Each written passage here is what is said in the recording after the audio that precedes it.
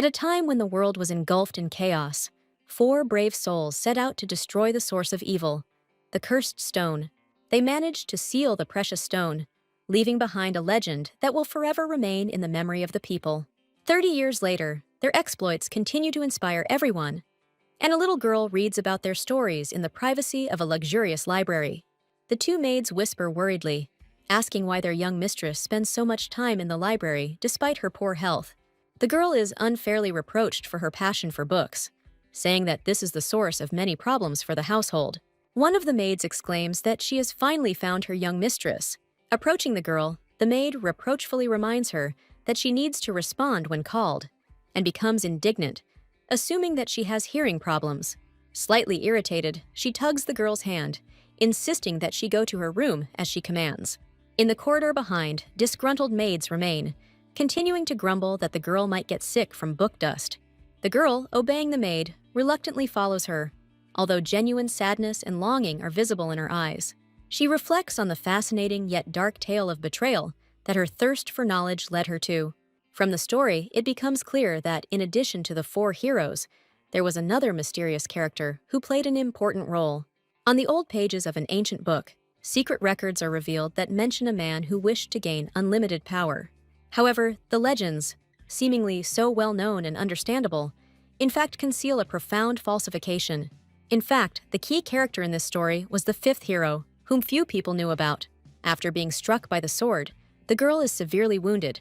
A trickle of blood pours out of her mouth, and her eyes widen in pain as she slowly falls to the ground. A man in a majestic robe looks on with a cold gaze, claiming that without his actions, this world would be doomed to destruction. Breathing heavily, she barely holds herself on the floor, unable to understand how she could have been so cruelly betrayed. Her final thoughts are filled with questions about what made him betray everyone for this fatal goal. The hero stands next to her body, holding a bloody sword, and behind him sparkles an ominous magic stone. Someone reaches out to the magical artifact. A girl with an exhausted look lies on the ground among fresh blood, her face expressing shock and pain. The wind blows the long hair of a woman wrapped in a cloak, who presses her hand to her chest. The girl lying on the ground lifts her head with difficulty, a scream escaping her lips, begging Sabrina to run. The man restrainedly hugs the woman, who expresses regret that she has to go through such difficult events. The woman looks forward with a warm smile, assuring that she will take responsibility for further developments. The girl's face is distorted with horror and despair. Her eyes are wide open. Blood is streaming in front. The character recalls that she has spent the last 10 years searching for a way to destroy the cursed stone. She takes a step forward and extends her hand, tightly gripping the hilt of her sword, emphasizing the weight of the burden associated with this ancient artifact. A hand with a blade stained with blood bends over the lying girl, confirming the idea that the destruction of the stone is the only solution. The woman concludes that it is impossible to achieve complete elimination of the stone. Her eyes sparkle with determination, and her hands glow with magical concentration. The girl calls out to herself, feeling a tremor throughout her body. Her thoughts are chaotic, and the surrounding atmosphere is filled with chaotic lines of fear. The woman, with a confused smile, assures that there is no need to worry, and confidently suggests a way to resolve the current situation. A way was found to destroy the stone through the sacrifice of the soul, which awakens the inner question. Why was she chosen for this? The woman, with a mysterious smile, notes the tragedy of her fate, reminding them that their destiny is to return to their waiting families, while for her it is loneliness. Her sinister voice reduces the girl to an orphan, leaving her consumed by the darkness of despair. She declares that she will tell everyone about her choice, glorifying her as a magnificent sacrifice that will become a legend. A man in a cloak holds Sabrina, asking about her tears. Barely able to withstand her emotions, the girl realizes that she cannot show weakness for the sake of the memory of those she loved. In the warmth of the fading memory, it is shown how, after 7 years of living together, it turned out that for them, she remained a nobody. The swordswoman utters ominous words as she prepares to strike. At the last moment before his death, Lin smiles. Drops of blood fall from the outstretched hand, creating an eerie pattern on the ground. In a mysterious purple haze, questions about life, revenge, and power arise, creating a mystical atmosphere of choice. The scene cuts to a young girl with long blonde hair and blue eyes. On the table in front of the heroine lies exquisite dishes with food. A tense dialogue ensues between the maid and the girl about the rules of conduct. A close-up of the heroine's expressive blue eyes is shown, in which one can read deep sadness and regret. A stern maid scolds her while standing in the elegant interior of the mansion. The girl vomited after eating, causing a shocked reaction from the maid. She delicately applies a napkin to her lips, trying to contain the unpleasant sensation. Her thoughts are full of irritation from the surrounding noise.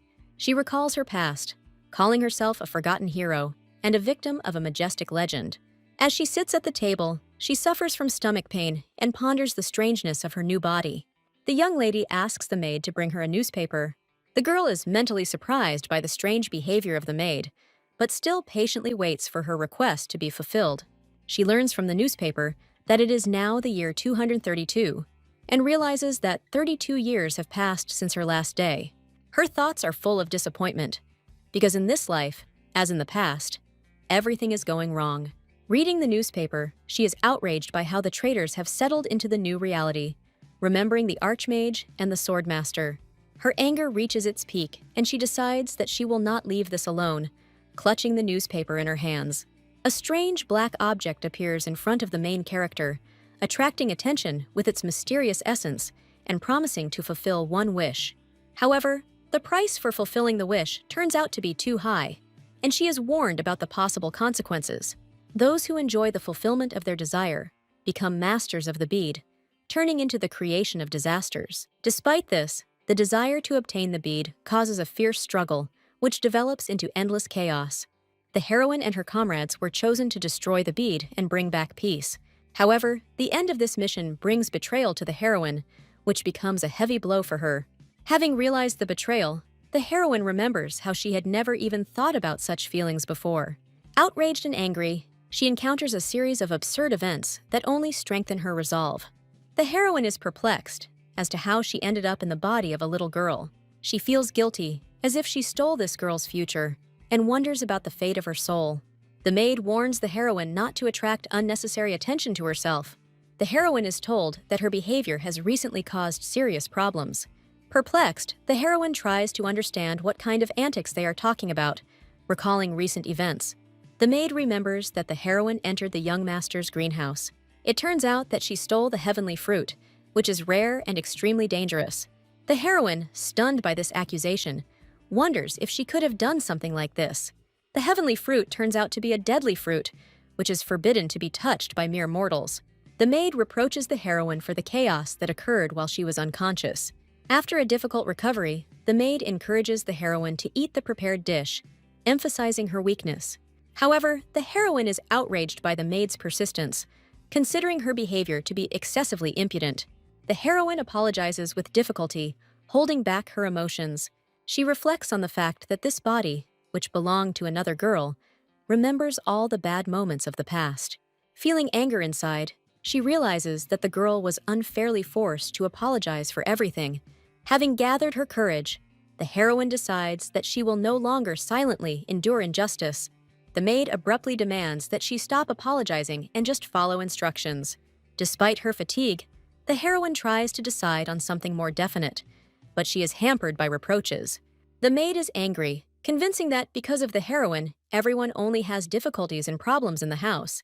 In a rage, the heroine orders the maid to shut up. The maid tries to understand what she just said. The heroine silently says that she is sick of the maid, losing all desire to justify herself. With a cold look, she tells the maid not to stare at her and to look down. The maid, shocked by this, understands that the heroine will no longer obey. In her heart, the heroine realizes that she has finally expressed her dissatisfaction with words instead of remaining silent. Losing consciousness, she thanks the heavens that at least she can do something. At the same time, elsewhere the vision shifts attention to a mysterious figure underwater. Realizing that this may be a dream, this figure sees a girl in the distance and guesses. She is the heiress of the family, the youngest and unregistered daughter of the eldest son. Even though her parents are dead, it seems like she is still treated like a young lady. She should at least be grateful that she is being raised by her second and third sons. It would be better if she just disappeared and didn't ruin the family's reputation. The girl lies on the bed with a thoughtful and slightly confused look. She sits down on the bed, and her gaze is directed somewhere into the distance. Looking up, she sees the bright sun outside the window, which illuminates the room, accompanying her thoughts. She realizes that she was unconscious longer than she thought. Delving into her thoughts again, she remembers how she regarded everything that was happening as an ordinary dream. But the vividness of these events makes her believe in their reality.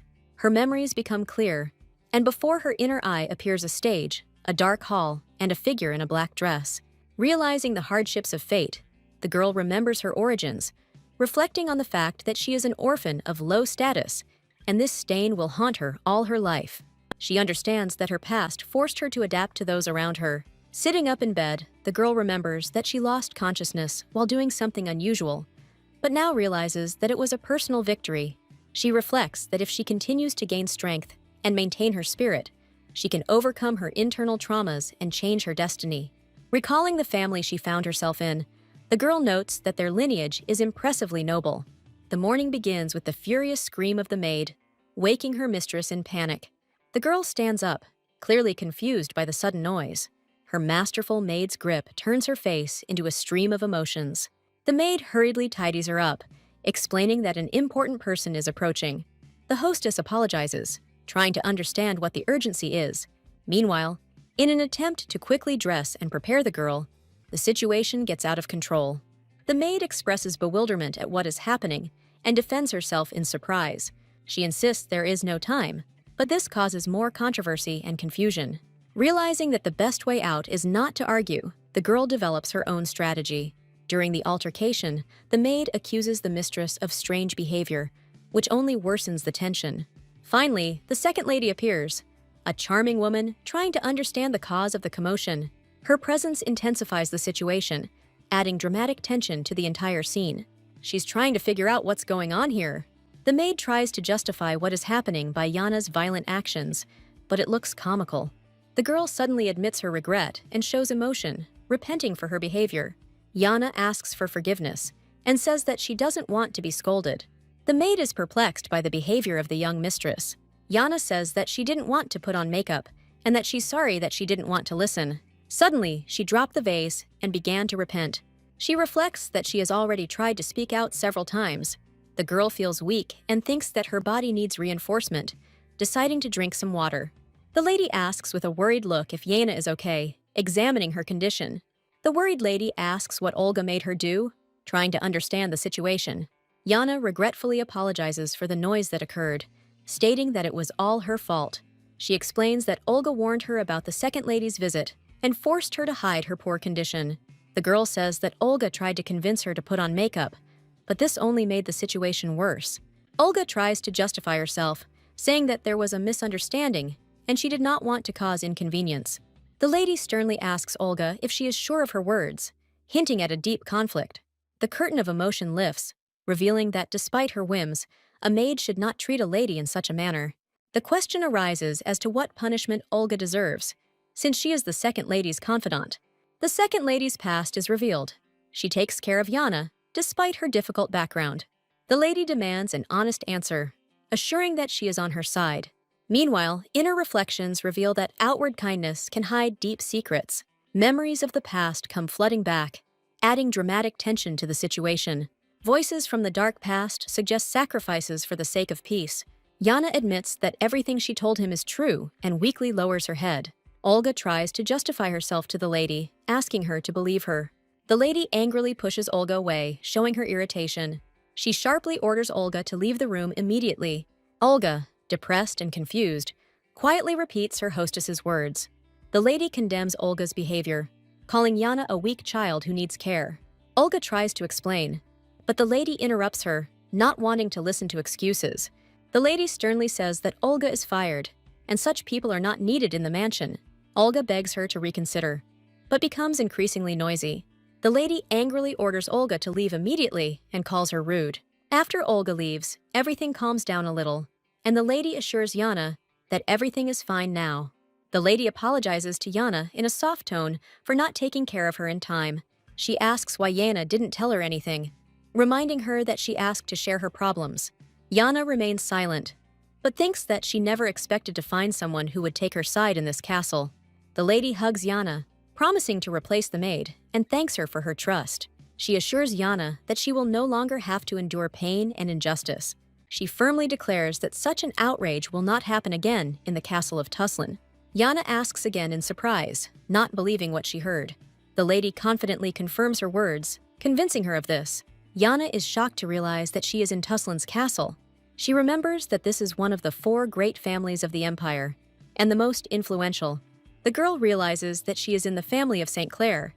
There were 4 great families in the empire: the estate of Gold Nega, the estate of Wisdom Rill, the estate of Honor Burger. The Tuslan family has always been closely connected with the church and God. Each estate, in addition to one family, sent heroes to fight evil. From the castle of Tuslan, the world knew St. Clair, who was admired by everyone around. In Jana's memories, she seemed kind and bright. But everything changed. Jana bitterly realizes that it was Clara who once betrayed her. The lady asks worriedly if Jana is feeling okay. Noticing her confusion, Jana replies that she is better, but her thoughts are full of confusion. She decides that if she is connected to such a strong family, then this is her chance to act independently. In a theocratic empire, the Tuslan estate provided her with incredible opportunities. Jana decides to become stronger and use the advantages of her position to achieve success. Her first plan is to deal with Clara and Aurelian's legacy and restore justice. Jana decides that the first people she will deal with will be Sabrina and Theon. The lady happily hugs Jana after hearing her decisive words, and this fills her with warmth. She delicately reminds Jana that from now on, she should definitely share everything that happens. The lady assures Jana that she and her husband will always be on her side. The support is filled with sincere words. If things get tough, Jana can always count on them. The lady invites Jana to rise, wanting to show her something important. Jana is surprised when the lady says that she needs to take her somewhere. The lady explains that Jana's uncle asked to meet her in person. Jana wonders why her uncle, probably one of the brothers who raised her, is seeking her attention. The lady says that since Jana ate a poisonous fruit, her uncle wants to make sure she is okay. Jana hesitates, thinking that she has just regained consciousness, and going to the meeting seems strange. Despite her doubts, Jana agrees to meet her uncle and smiles. She understands that in order to achieve her goals, she needs to establish her place in the Tuslan estate. To do this, she intends to learn more about each family member, starting with the uncle, the future head of the estate. As they enter the room, the lady introduces him as Roman, the future leader of the family. Roman greets them, saying that they have finally arrived. The girl greets the second uncle shyly. On the wall, Jana notices a painting and realizes that her uncle is interested in art. Roman greets Jana, apologizing for the sudden invitation. He mentions that he heard about her poisoning. Roman asks how Jana feels, to which she calmly replies that she is fine. The lady reminds Jana how much she and her husband worried about her. Roman says that all the luxury in which Jana lives is the result of their hard work. He emphasizes that no one other than their family would have taken such good care of her. Jana silently calls his words a pathetic manipulation, not showing her true emotions. She thinks that Roman's accusations are reminiscent of reproaches for the fact that they took her in as a child. A feeling of disgust rises inside Jana, but she keeps an impassive face. However, she thanks her uncle, expressing her gratitude so as not to arouse suspicion. Smiling, Roman praises Jana for her intelligence and asks her to answer his question honestly. He suddenly asks if her third son sent her to the greenhouse and forced her to eat the fruit. Jana is shocked by this question and tries to understand what is being discussed. She wonders why Roman is interested in his brother's actions. Remembering what happened, Jana remembers eating a poisonous fruit in the greenhouse and looks thoughtfully at Roman. Images of the heavenly fruit, the greenhouse, and the third son emerge. She begins to understand the rules by which her uncle plays. Roman repeats in a soft but insistent tone whether she was forced to eat this poisonous fruit. The girl freezes in surprise as unexpected words reach her consciousness. The man claims that not everyone would dare to do such a thing and suggests pressure from others. Lowering his voice questioningly, Roman asks whether his uncle ordered her to do so. The man, with a dark grin, declares that she should agree in any case. The story moves to a mysterious greenhouse known as the Deadly Poison Greenhouse. The man clenches his fist, wondering how much longer he will remain under someone else's influence, and is irritated by the surveillance of his greenhouse. He is convinced that the situation is a setup to deprive him of his valuable possession. The girl is presented as a puppet in the hands of an invisible puppeteer who manipulates her actions. The man vows to act differently and influence the situation by playing by the rules set by the opponent. He pushes the girl into a quick lie so that she can shift all the blame onto the third uncle. The girl firmly refuses, leaving her principles unchanged.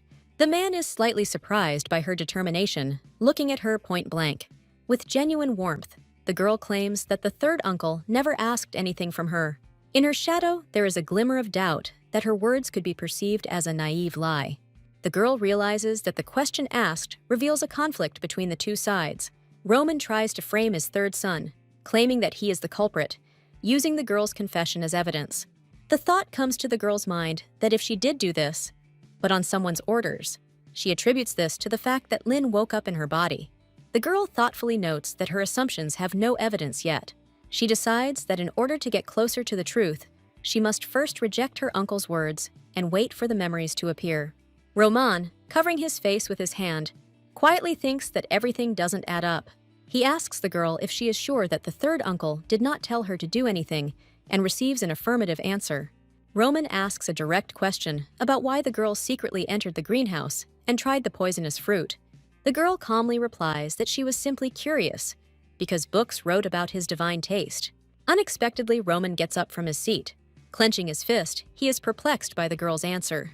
Emotions run high as Roman screams in rage, not believing her explanation. The woman tries to calm him down, saying that there is no need to shout like that.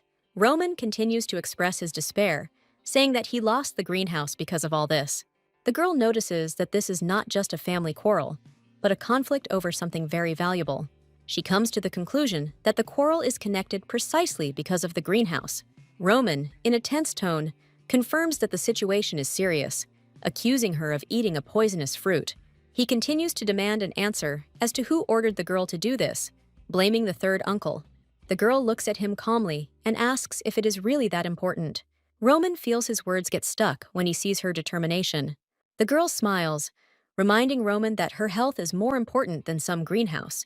Her words cause confusion and anger in Roman, embodied in his tense shadow. The woman, concerned about Roman's behavior, calls him by name, but he ignores her. The man silently turns to the containers with the mysterious liquid, thinking of something evil. He takes one of the buckets filled with purple solution. Enraged, Roman swings his arm to throw the contents at the girl. Liquid spills onto the floor after the bucket falls. Most of the solution gets on the girl's face and clothes, causing horror. The woman screams in horror, wondering what Roman is doing. Roman, addressing the girl, calls her an ungrateful creature and accuses her of arrogance. He angrily orders her to go to a closed monastery, emphasizing her punishment. The girl, in despair, repeats the words. They want to send her to a monastery, and this seems absurd to her. The woman reproaches Roman, saying that his decision is too cruel. Roman shouts back that the girl should know her place. It suddenly dawns on her that the name of the monastery seems familiar to her. She recalls that the Pindius Monastery is considered a place for the chosen ones, where those who are destined to become saints are educated. Was Jana really meant to become a saint? The girl begins to think that sending her to a monastery is a means of intimidation and complete control. The woman again tries to soften the situation, assuming that the girl has already realized her actions. The girl, avoiding further conflicts, timidly apologizes, with difficulty holding back tears. Jana screams that she is not sorry at all, causing surprise among those present. There is determination and anger in her voice, as she states that she has never regretted her actions. Roman, shocked by her words, looks at her with surprise and anger. Jana is welcomed into a cozy bedroom and receives some warmth and support from a woman. The woman promises to try to dissuade Jana's uncle from the idea of sending her to a monastery. Jana accepts her words with gratitude, feeling a little relieved. Leaving the room, the woman tells Jana to rest, leaving her alone. Jana lies down in bed, trying to relax in the soft and warm sheets.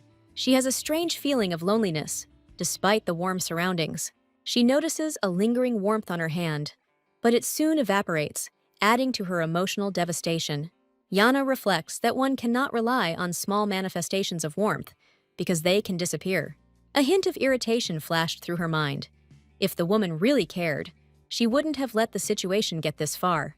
She understands that Roman holds the real power in the family, and no one is able to resist him. In this place, she has no one to rely on. Remaining alone against the whole system, she becomes immersed in thoughts about her role and destiny in this situation. The heroine tries to understand what Jana wanted. The The ghostly image of the girl admits that she made a contract with the cursed stone in order to get a second chance. Lin asks Jana to tell her, what was she thinking about in this huge castle? The heroine tries to grab Jana, but the girl eludes her. What if Jana just disappears? The voice reminds her of her inaction, awakening a feeling of guilt for her weakness. A strange feeling of emptiness reaches down into the depths of her soul, as if she were still being held underwater. Lin sees Jana's past through memories. In front of her, there is a view of the Pindius Monastery, which reminds her of her future. A female voice discusses preparation for an upcoming exam. This exam is related to historical heroes and a cursed stone. Jana says that she remembered everything. The girls discuss the greatest heroes and their achievements that brought peace. One of the girls wonders if there weren't more than 4 heroes. Another one asks if this is a reference to Lin, who is considered a traitor. The story continues by saying that Lin abandoned the heroes to get the stone. Lin was punished by Sabrina and Theon for her betrayal. This became her fate. One of the girls claims that everything was not really like that, her voice full of doubt. The other one looks at her in confusion, not understanding the opposite statement. Lin suddenly finds herself in the center, appearing in front of them. She is trying to understand what is happening in this situation. Jana firmly states that Lin is not a traitor, defending her name. She explains that Lin was used to seal the stone. Surprise is reflected on Lin's face when she hears this truth. Lin realizes that Jana found out about this. When Lin woke up in Jana's body, she immediately wanted to know what happened that day. She was curious to know what happened after her death and what befell the traitors. Jana read a lot about the great journey of heroes, leafed through many books and records. But I couldn't find the truth about the main character anywhere. Lin realizes that this child was able to guess the truth. The girl finds herself at the center of ridicule from her peers, one of whom sarcastically remarks on her attempt to defend her opinion. The next moment, the scene becomes heated, and one of the girls angrily declares that she will never become a saint. A mocker approaches the girl and cynically declares that she is just an orphan without any divine gift, who only accidentally ended up in the temple. One of the girls, leaning towards the heroine, disdainfully pokes her in the forehead with her finger, rudely ordering her to remember her insignificant place. Their ally picks up on this thought, contemptuously repeating that the heroine has no right to claim anything more, hinting at her mediocrity. With a mocking smile, another girl asks with interest, if she is a non-entity, then what is the point of dealing with her at all? The heroine, experiencing pain and humiliation, internally understands that her attacks and harsh words only emphasize her isolation and defenselessness. She watches the girls leave, who sarcastically shout at her as they leave that trash should stick together. She whispers in despair that she believes the accusations are unfair because she believes that Lin was not one. The girl, clenching her fist tightly, firmly convinces herself that Lin was a real hero who tried to stop the sources of evil. With sadness and bitterness, she sits alone on the bed, deeply experiencing her grievances and hopelessness in the cold room. Walking up to the mirror, she looks at her reflection in the dim light, reflecting on her own failures. She sadly realizes that she could not find a place for herself either in the Tuslan estate or in the Pindius monastery. Her loneliness becomes more apparent when she finds herself in the middle of a gray crowd, realizing her feeling of isolation and disengagement from the world around her. The girl recalls her story with sadness, realizing that, being an illegitimate daughter, she brought shame to the family from birth. Realizing the reason why she ended up in this body, she falls to her knees, feeling the weight of revelation that everything is now becoming clear to her. Looking in the mirror, she bitterly reflects on the injustice of being abandoned by everyone, although in reality, she was innocent. The girl clenches her fist, remembering that she never did anything bad, but became a hostage to cruel injustice. Against the backdrop of dark memories, she realizes that all her suffering and abuse began with the fact that she was considered just an orphan. In her anger and despair, she blames the cursed family line, which she believes is the source of all the troubles and pain in her life. She decides that she will no longer remain silent and stand aside, intending to confront all the injustices that surrounded her. Full of determination, she promises to protect Jana and get rid of the family's harmful influence in order to finally bring justice. Her hope warms her heart when she is sure that one day Jana will be able to find the life that her soul deserves. The bright image of the heroine declares that she will repay all the suffering by loudly declaring that Lin was not a traitor. The girl gratefully realizes that Jana was the one who fought against all odds and remained the only one who believed in her. Standing in the room and reflecting, she thinks about the complexities of her fate, trying to find the truth and her place in a difficult reality. She admits that she knows nothing about Ian, but their connection remains a bright beacon that allows her to feel hope. A warm feeling ignites in the girl's heart when she sees that the man standing in front of her is now ready to protect her the way she deserves. Lin gently reminds the girl of his willingness to be her guide, promising that this path will lead her to long-awaited freedom. The scene shifts to the library, where two new characters are located. In a dark library, two people discuss a difficult situation, immersed in an atmosphere of reflection. The young man emphasizes that it was clear from the very beginning that achieving what he wanted would not be easy. The man thoughtfully notes that the longer they search, the further they move away from discovering the truth. Leonard Tuslan, the head of the duchy, reflects thoughtfully on how everything is shrouded in a veil of truth. Turning to his interlocutor, he decides that it is time to return to the estate, since he has been away from home for too long. He is informed that the return carriage is already ready, to which Leonard agrees, but wonders about the further actions of his company. His gaze becomes stern when he notices that one of his interlocutors has not visited the castle for a long time and reminds him of relatives whom it would not hurt to visit. The young man objects and, with a touch of irony, hints that he doesn't see the need for this. Smiling, he mockingly suggests that his brothers are unlikely to be expecting his visit, since he always remains an unwelcome guest anyway.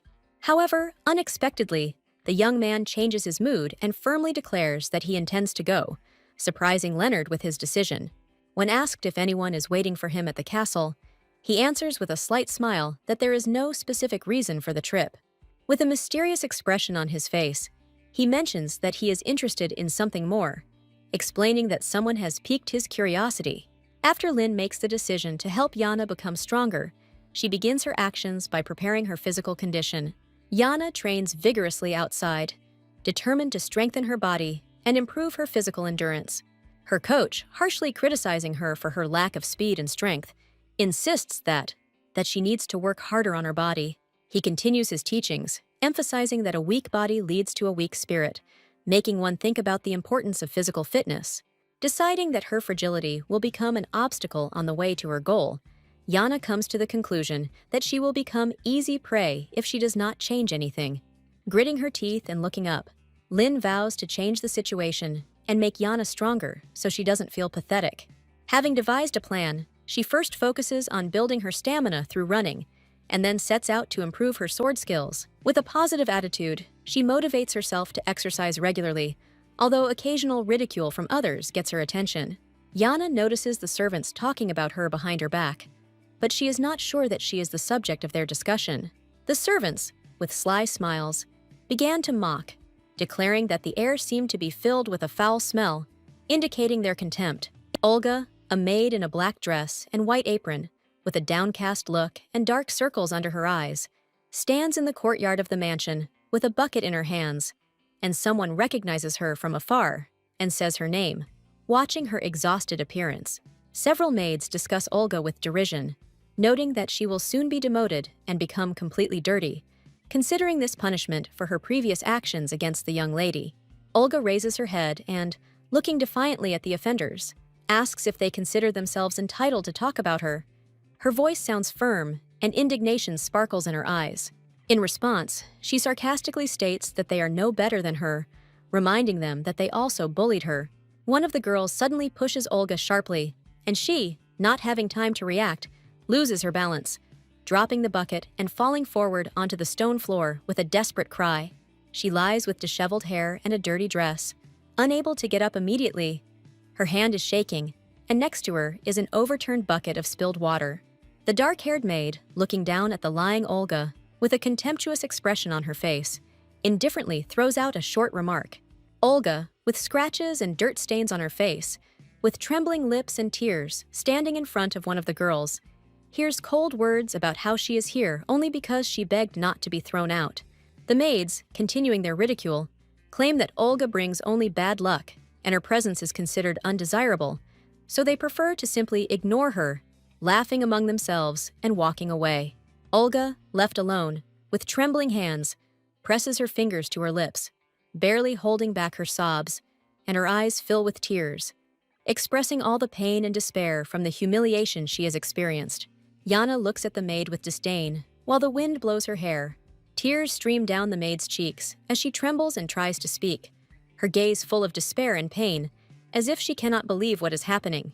The girl greets her with a soft smile and a hint of friendliness that seems insincere given their situation. She calmly remarks that she heard about her demotion, noting that she is now forced to do dirty work, and then asks how she is doing.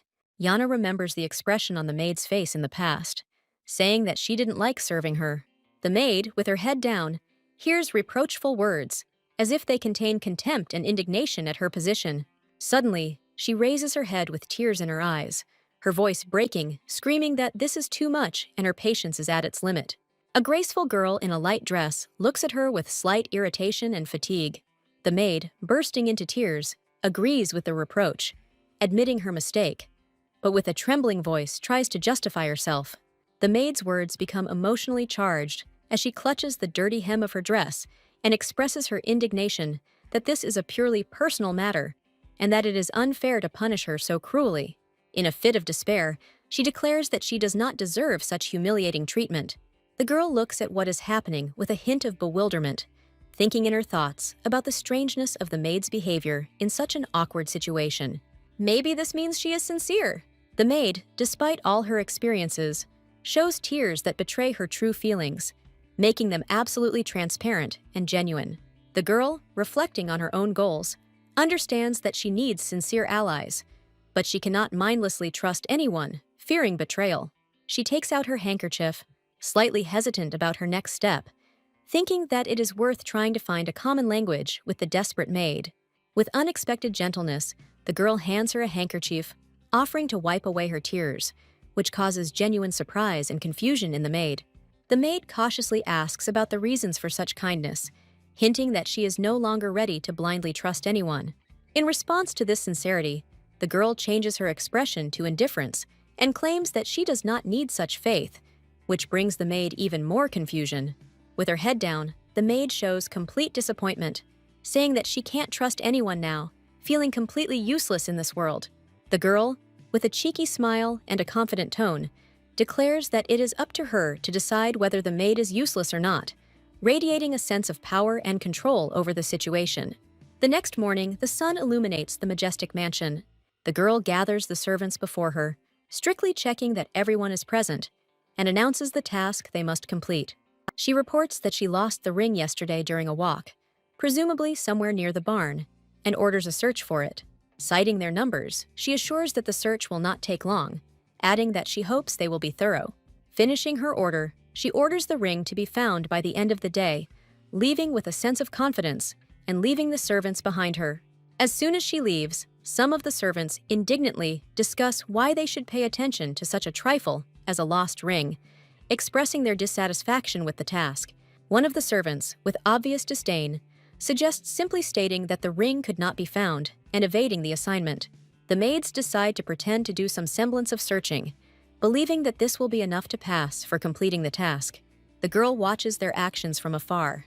Her gaze becomes intense as she realizes that the situation requires her personal intervention.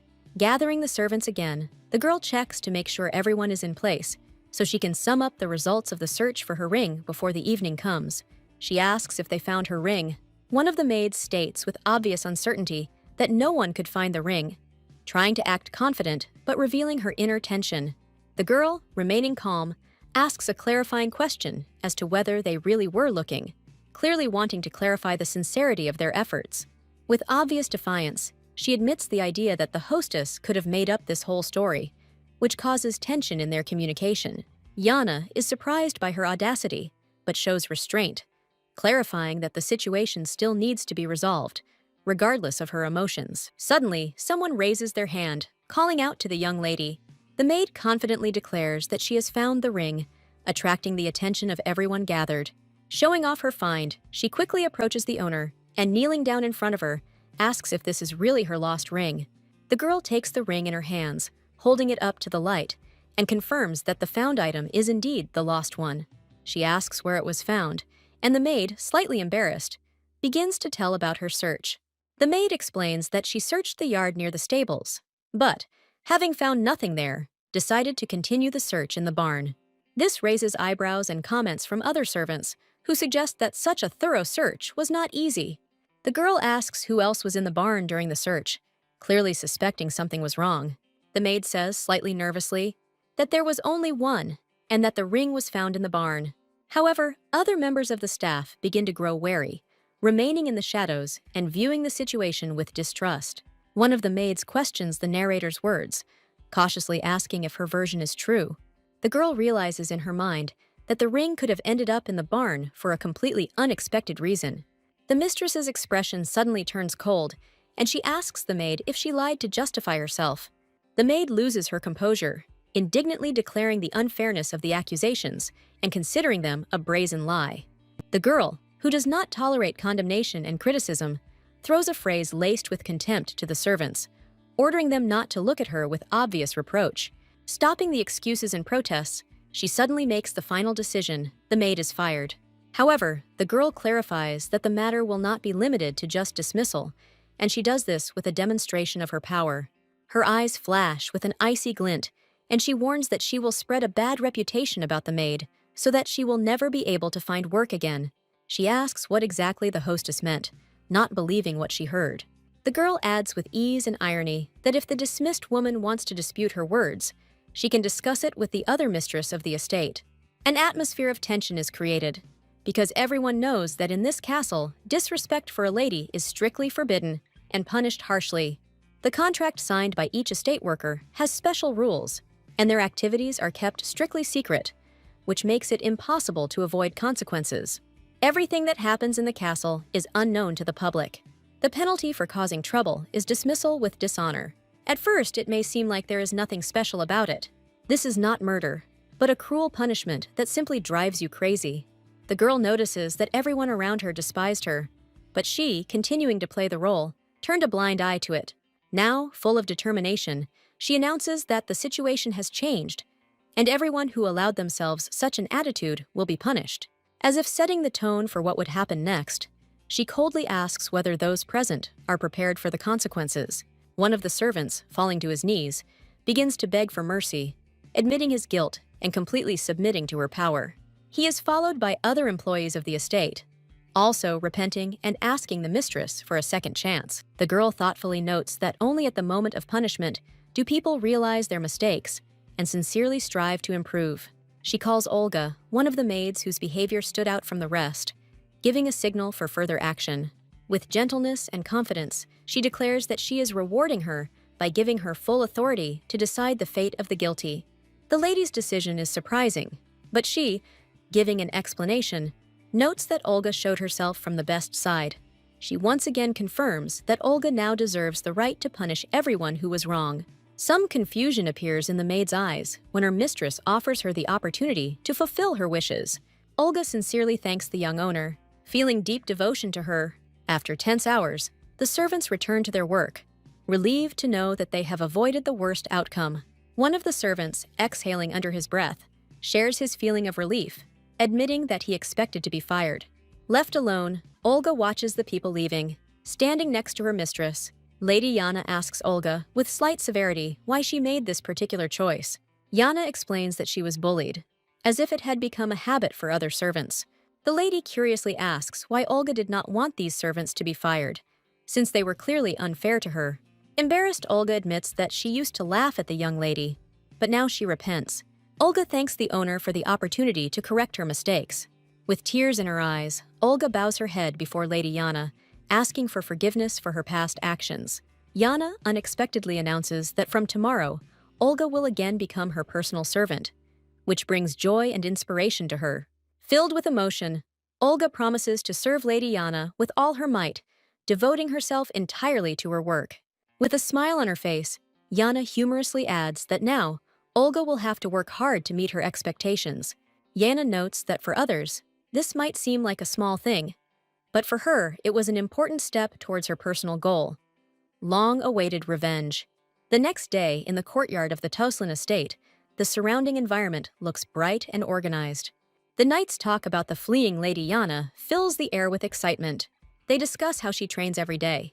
They note with slight surprise the progress of the lady, who seems increasingly confident in her training Even if it is not easy for her, Lady Jana continues to run despite her fatigue, trying to prove to herself her endurance and willpower. Feeling extremely tired, she collapses on her bed, exhausted from her training and irritated at how tough the day has been. Olga appears nearby and notices that the lady needs to wash and change clothes, which causes Jana a slight dislike due to her lack of strength. Jana notices that her endurance has increased greatly over time, but her whole body still aches from the strain.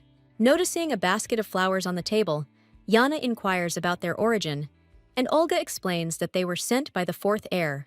Jana learns that this heir is the younger uncle, the favorite of the head of the family, who rarely appears at the estate. Olga enthusiastically expresses her admiration for the fourth heir's kindness, explaining that he sent not only magnificent flowers as a gift, but also expensive medicines.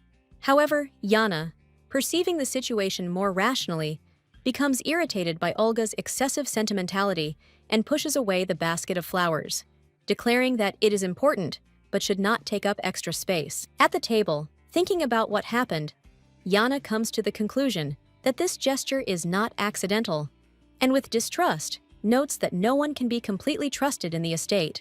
Jana asks about the task she gave to the maid. With a smile, Olga happily declares that she has already managed to collect all the important rumors, causing Jana to react with unexpected satisfaction. Olga details the planned changes to the castle, including expanding the food supply to store high-quality ingredients. Pointing out the importance of rumors, Olga emphasizes that the success of the upcoming meeting will definitely be brought to the attention of everyone, which is of particular interest to Jana. Then she reports another piece of news. The date of Jana's departure to the monastery has been chosen, which leads to the girl's stunned reaction. Jana, in a state of shock, asks herself a question. Why is she hearing about this only now, while simultaneously being outraged by the unexpected decision? Olga carefully announces that the departure date has been set, in 2 days, which further increases Jana's indignation. Jana is worried about wasting time in inaction and decides to find the second lady to discuss the current situation. Appearing before the guards at the door, she explains she needs to talk to her about an important matter, hoping to change her situation. However, the guards report that the second lady has left and will only return in 2 days. This leaves Jana in a state of complete bewilderment. Upset, Jana inquires about her second uncle's condition, only to hear that he does not want to see anyone, including her. Hearing that her uncle gave strict orders not to let her in under any circumstances, Jana sighs in disappointment, finding herself at an impasse. Jana understands that her plans are collapsing one after another, and turning to Olga, she asks in panic what to do in this situation. Without hiding her despair, she expresses hope to find a way to see the master. The girl declares that she has an idea, but her optimism makes the maid suspicious. Jana suggests repeating the risky situation, with stealing the fruit in order to attract attention again. Olga warns Jana against such risks, but in response, she says that any action is better than meekly waiting to be sent to a monastery. In her inner monologue, Jana reflects that the increasing responsibility on the estate is just a formality, and those who resist the rules may find themselves under pressure. Jana begins to understand that the struggle within the family for territory, like the greenhouse, only increases her uncomfortable position in the house. She comes to the conclusion that if her position as heir is misused, it will still lead to a reconsideration of the family's decisions sooner or later. However, Jana decides that it is not worth acting impulsively, and for now it is better to simply prepare by creating the appearance of resistance. Looking for an alternative, she asks Olga if there is a way to secretly escape from the castle, hinting at a possible secret passage. Soon, Jana, under the cover of her cloak, carefully hides in the crowd, moving towards less conspicuous places along the city. It was the intention to test the knowledge that Olga had helped her discover, the real secret escape route. Observing the situation, Jana notices that nothing has changed in the surrounding area over the decades. Pictures of city life, full of unpredictable situations, make Jana remember what she was taught about the complexities of the urban environment. Despite the fact that the place is full of dangerous zones with crime, she confidently moves forward. Considering it an insignificant problem, Jana again remembers her past path. She navigates clearly among familiar houses and turns, as if it were a map in her head. It was not for nothing that she was called a guide, since she remembers every path taken. Step by step, she approaches her goal, the The sign on the corner that she remembered confirms her suspicions. She finds herself at the doors of the Golden Bell pub, once a place of shady dealings, including the trade of a rare poison. Jana cautiously reaches for the door. Remembering how dangerous the people inside could be, she cautiously enters the empty room of the pub, loudly asking if anyone is there. But only silence answers her. Looking around the room, she wonders why everything is closed. She notices a portrait of a familiar person on the wall, which makes her realize that she has come to the right address. But what is happening seems strange to her. Hearing a rumble nearby, Jana flinches and tenses, as if there is something dangerous in the air. She sneaks towards the sound and sees one of the men pinning another to the floor, demanding to know where the sphere fragment is. The ensuing struggle escalates into a violent fight, filling the room with chaotic sounds of blows and screams. Jana, sheltered in a safe place, watches what is happening, wondering what could be so important as to cause such rage. One of the men confidently declares that he is a professional swordsman, sharply increasing the tempo of his attack on his opponent. Meanwhile, the second man is vigorously defending himself, insisting that he knows nothing and has no intention of giving out any information. When the enemy lunges again, Jana notices how a sharp weapon is pulled out of the hands of one of them. She thinks that this looks very bad. Suddenly, the men notice Jana, and her presence causes an immediate halt to their skirmish, as if the situation is now getting even more heated. She begins to suspect that this is a clash between some secret organizations, and her appearance could make the situation worse. The girl doesn't know the details, but some things are clear. Jana hastily makes the decision to leave, since she does not know all the circumstances, but it is obvious that it is dangerous to stay here. The man yells at Jana, calling her a little brat, and the other one immediately demands that she be seized. Jana rushes to run from the room, mentally realizing that her future fate depends on the speed with which she disappears. Without stopping, she rushes through the streets, trying to confuse her pursuers. But suddenly, her gaze catches on something behind her. The people gathered on the stairs become witnesses to a fierce fight between two men, and the tense atmosphere is increased by their every movement. Amidst the chaos on the stairs, a small boy with an angelic appearance stands out. Jana, carefully observing what is happening, reflects on how this child ended up in a place where ordinary children clearly have nothing to do. Wondering about the possible impact of the situation on the boy, Jana experiences an internal crisis, while barely containing anxiety and confusion. Her memory returns to the voice of her mentor, who reminded her that strength is needed to protect the weak, even in the most difficult circumstances. The difficult memory continues to remind her that when she meets someone in danger, she must always try to save them. Listening to these lessons in her head, Jana runs forward with determination, noting that she was taught to follow these principles from an early age. But soon the realization hits her that this time the situation seems too difficult and requires more than just courage. In an effort to find help, Jana decides to tell others about what happened. However, she suddenly finds herself caught up in a dangerous and mysterious magical attack. Dark energy suddenly envelops her, causing her to realize that she is facing shadow magic controlled by a dark mage. Realizing the reality of the threat, Jana panics and seeks refuge to escape the force she cannot control. With a sharp jerk, she turns into a narrow alley, hoping that this will help her break away from the magical attack. However, her attempts to hide only lead to more pressure, as the magical flow destroys the surrounding area.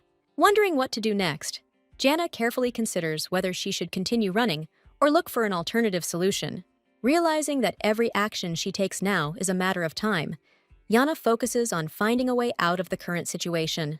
Her decision to fight turns into an internal vow. She reminds herself that she must survive despite all the threats around her. She has only one chance left, and she intends to take it, despite her fear and self-doubt. Deep inside Jana, there is a special, unique power that she is ready to awaken in order to fight back or defend herself. This force, which is called the Aurora, begins to manifest itself, filling the space around with a mysterious glow. This power can only be achieved through endless training and finding balance between body and mind. Standing tensely, she contemplates the possibility of using Lin's power. Clenching her hands and gathering all her will, she cries out a determined wish that everything will finally happen according to her plan. Her hands are enveloped in a glowing cloud of energy, which begins to concentrate into a single shining sphere, heralding the beginning of a magical action. The girl looking at this sphere, filled with dreamy hope, happily realizes that she has managed to activate the magical power. Focusing her gaze, she warns herself to maintain balance so as not to lose control of her ability. Noticing that her magical aura seems transparent, she comes to the conclusion that it is Aurora energy that has not yet fully stabilized. Showing the seriousness of what is happening, she suspects that the activation of the magical power has not yet been completed, which causes her to have anxious thoughts. She realizes that incorrect activation of abilities can lead to undesirable consequences, and suddenly stumbles, losing stability. A stream of energy surrounds her body, preventing her from staying on her feet, and she falls hard to the ground in an unpredictable stream of magic. Waking up on the floor, she looks ahead in amazement, not understanding what exactly happened to her in the last seconds. Standing up but still in a daze, she wonders what happened during the uncontrolled activation of her power. Her attention is drawn to the dark energy rapidly approaching her, but she decides to concentrate on using the skills she has learned. Panicked, realizing the threat, she realizes that it is time to run to escape the danger and restore her strength. Finding herself in a bright and lively square, the girl finds herself among people enjoying their ordinary life, which is in sharp contrast to her condition. Standing among passers-by, she involuntarily attracts their gaze. Remaining completely confused and feeling alone in the crowd, she looks around suspiciously, wondering if she is being followed by enemies and noting that mages cannot reveal themselves in public. Deciding that it is impossible to obtain an antidote now, she transfers her thoughts to the castle, considering it the best place for safety. Suddenly, someone shouts at her, calling her name, and she stops to understand who exactly is calling her so desperately. A knight appears in front of her, who attracts her attention and makes her wonder why he left his place for her. The knight tells the girl that he received an order from Lord Roman to accompany her, trying to explain his sudden appearance. The girl replies with disbelief that he introduces himself as Knight Smith, as if trying to make sense of the situation. Her gaze becomes thoughtful, and she wonders if Roman really assigned this knight to her and why it was done. The girl, looking closely at the knight, notes that she sees him for the first time and that he looks more like a messenger than a real protector. He reproachfully says that he searched for her for a long time after her sudden disappearance and demands an explanation of where she disappeared to. Looking down dejectedly, she reflects on how Mr. Smith must be important to her, even though she failed. Overcoming her doubts, the girl suddenly grabs the knight's hand and says that she urgently needs his help. The knight expresses serious concern. Jana reports that somewhere in danger, there is a boy who may be held hostage. The girl anxiously begs him to quickly save the boy, her eyes filled with determination and despair, as if she feels she is involved. She tells him to follow her, takes him by the hand, and persistently leads him away from the square. As she walks, she explains that she saw bandits kidnap a boy her age. She excitedly declares that she needs help, and the knight, without hesitation, agrees to provide it to her. In a hurry to obey the girl's instructions, the knight follows her, asking where they are going. Finding themselves in a dark room, they look around cautiously, but doubt whether they have come to the right place, because there is no one around.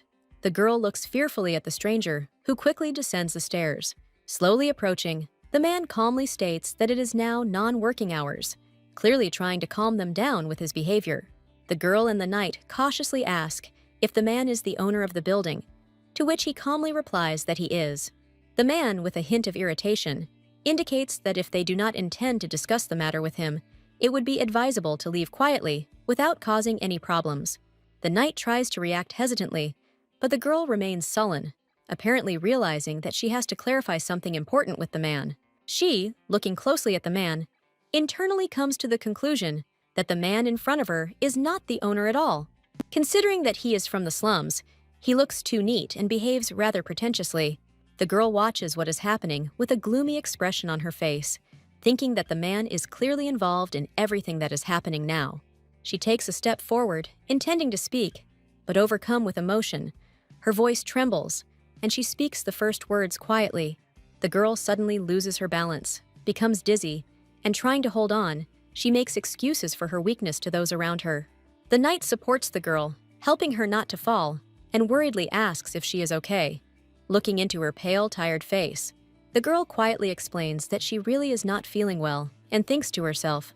Realizing that her strength is running out, the girl thinks about the need to take a break and, leaning against the knight, plans how to continue the search. She asks Mr. Smith to find the boy, losing her last strength. But there is persistence and desperation in her voice, as if this is her only chance for help. The girl vaguely tells the knight the key details, that the boy was wearing a blue cloak, and, pleading, asks him to make every effort to save him. The knight, kneeling before the girl, promises to do everything possible to find the boy and asks her to stay and not go anywhere. Smith quickly exits through the open door, assuring the girl in advance that he will return soon, and leaves her alone in an unfamiliar room. The man, who was looking closely at the girl, notes her naivety with a grin, thinking that she was too bold to come here alone, without protection. Holding a knife in his hands, the man maliciously reflects that the girl would have remained alive if she had left with the knight, but now she is trapped.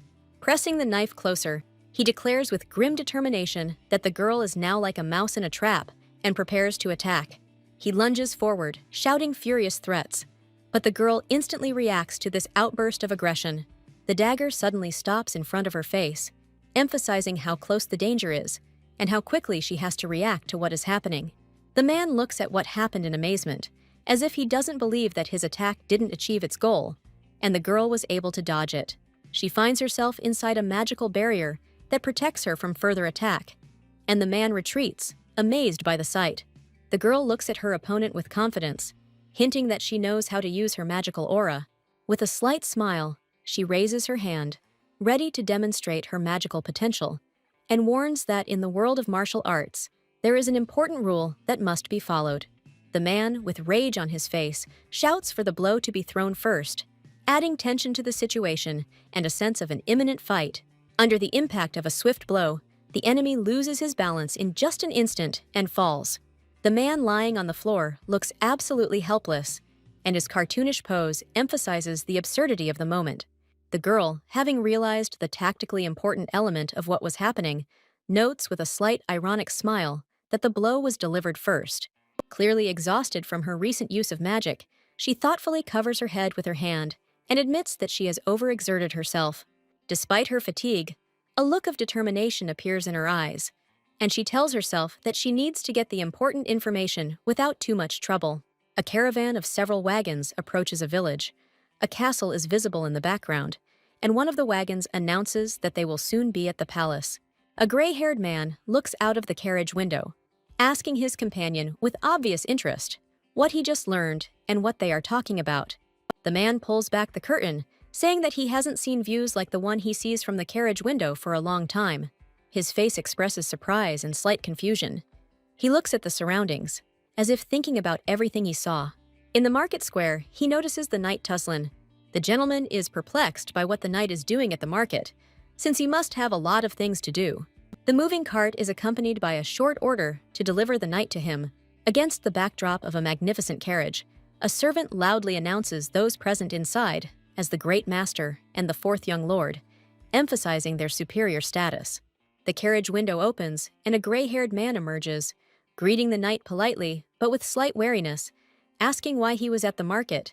The knight replies that he came to find Lady Jana because she instructed him to save a boy. The gentleman asks if the goal was to save the boy, and then clarifies that it looks like a kidnapping.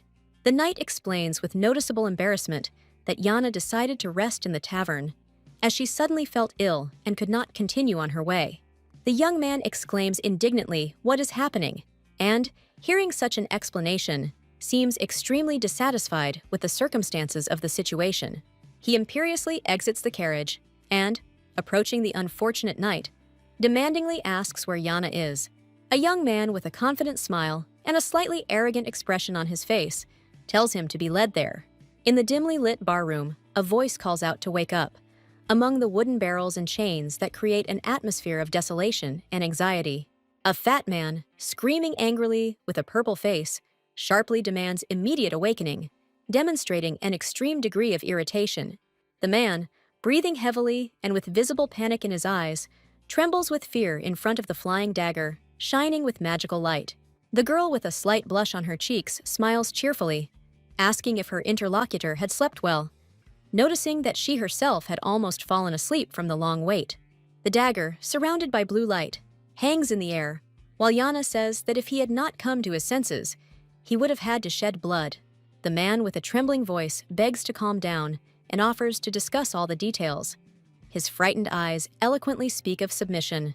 The girl, with a thoughtful expression on her face, confidently declares that the man will do whatever she wants, her bright eyes sparkling with cold calculation.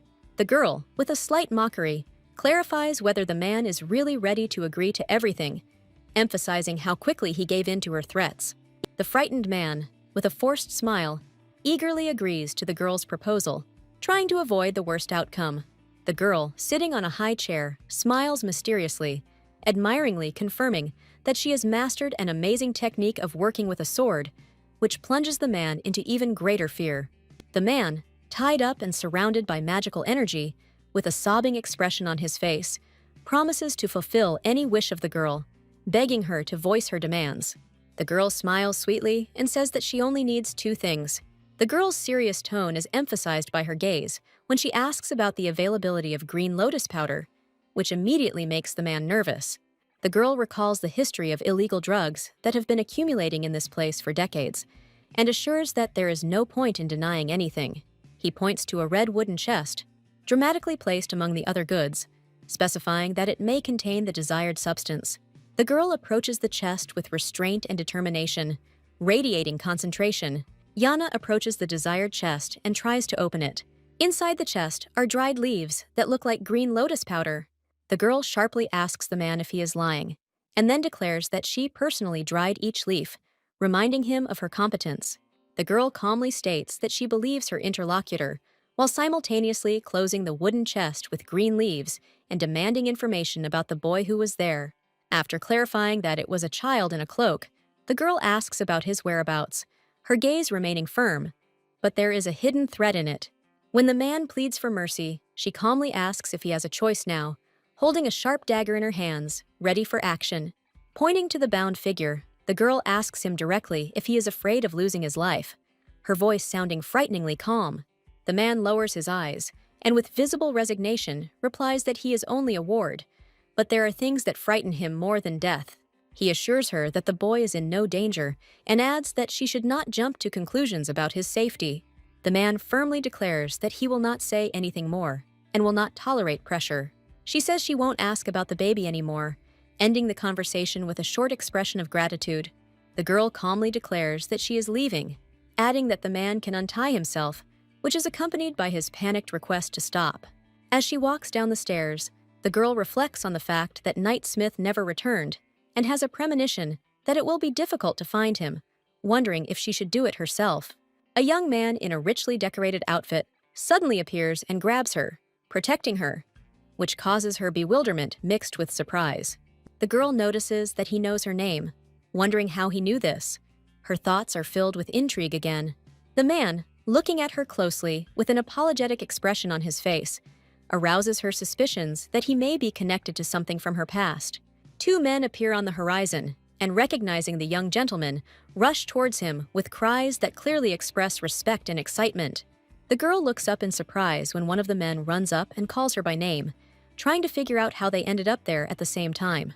A noble, gray-haired man approaches her, asking the young master with concern if she's all right, his voice full of genuine interest in the situation. The young man confirms without emotion that the girl is not injured. His words sound formal. The girl recognizes him as the one who sent her gifts, and realizes that standing before her is the fourth young gentleman she had heard about earlier. Another man, the Duke of Tuslan, slowly approaches her, which surprises the girl even more. The girl begins to realize that her attempt to leave quietly has failed, as she ended up running into the Duke, which she believes only complicates matters. The Duke, slightly frowning, looks at Jana, asking himself how to properly explain her unexpected appearance and why she is here. Turning to Jana, the Duke notices that she is completely alone, and with a slight reproach, reminds her that her health does not allow her to walk alone. Jana stands with a thoughtful and slightly wary look. The Duke asks if anything important happened while she was away. Barely containing her excitement, she clenches her fist, thinking that the Duke has not been at the estate for a long time, and he probably does not know about the latest events.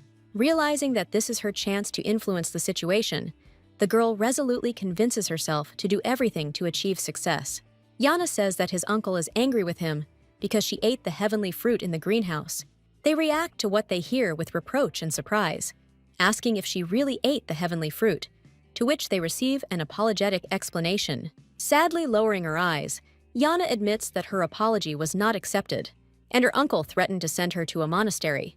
She adds with regret that she doesn't want to go there at all, but an attempt to talk to her uncle was again unsuccessful. Jana says that her uncle didn't even want to see her, and so she decided to try to make amends with a gift. The Duke clarifies that her escape was caused by this tension, and Jana, slightly embarrassed, briefly confirms his words. The girl notes to herself that her story sounded plausible. Her gaze suddenly becomes alarmed. A young man in a uniform, radiating calm, looks attentively at Jana. Someone's remark makes Jana shudder nervously, and she hears a direct question about whether it is true that she tried the heavenly fruit. Embarrassed, Jana hesitantly admits that she only heard about its sweet taste, which prompted her to this rash act. Looking away, Jana unconvincingly replies that she cannot remember the taste of the fruit, but did so solely out of curiosity. Jana begins to wonder why the young man asks her so many questions, although he usually cares about her. Curious about how he differs from another relative, Jana continues to reflect that she does not understand many of his questions. The Duke, turning to his interlocutor, says that Jana is frightened, and her uncle expresses surprise that she went to an unfamiliar greenhouse out of simple curiosity. Jana, angry and frustrated, wonders why he can't just believe her words instead of doubting her intentions. The Duke says he can understand her since it happened while he was away. He puts his hands on her shoulder and says that he didn't come here for nothing. She, barely holding back tears, says that she only wanted to stop her uncle's anger, her voice trembling with tension.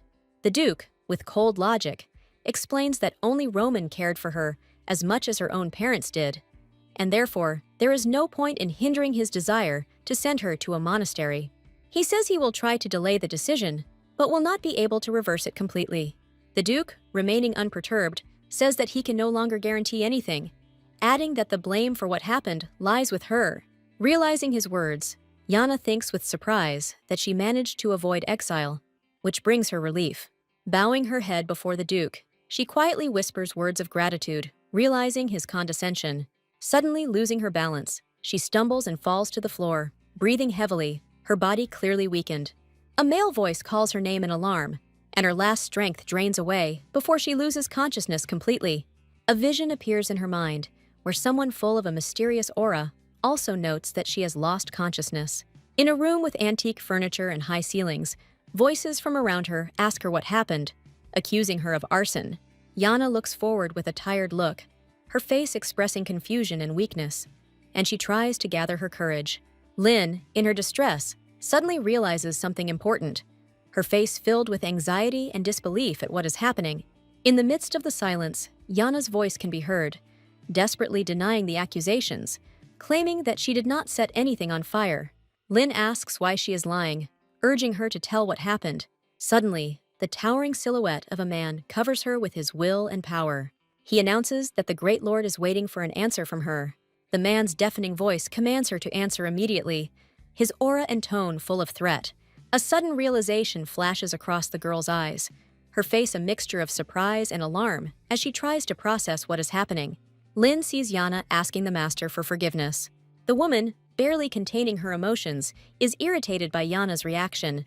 She stands holding her head and thinking about what she has just seen. Lynn touches her hair, wondering why Roman is doing this and why no one is protecting the girl. With a determined look, she looks up, trying to figure out where Karen is. In a soft light, a young girl in a fluffy dress is depicted, who, according to the narrator, would not have left Jana. In the luxurious corridor of the palace, a quiet question is heard. "What is this?" reflecting the growing tension of the situation. In a richly decorated room, a meeting between mother and daughter takes place, their reunion accompanied by tender embraces. A little girl with flowers in her hair asks fearfully what to do, her eyes full of worry. The young lady, with sadness in her eyes, admits that she did not know that so many people would suffer. A touching reunion takes place in the bright room, where the mother tenderly embraces the girl, assuring her that no one will blame her. The girl with golden hair and pink flowers in her hair expresses her fear, her face reflecting genuine concern. The young lady looks at her interlocutor, saying that everyone will hate her, including the gentleman. Dad took Jana to meet the master, creating an atmosphere of mystery and uncertainty. With a slight smile on his lips, the speaker says yes, as if agreeing with something important to him. Lin stands in surprise upon hearing that they will understand everything for Nabel's sake. A close-up is shown of Lin's piercing gaze, whose eyes are surprised when she hears that Jana will be punished.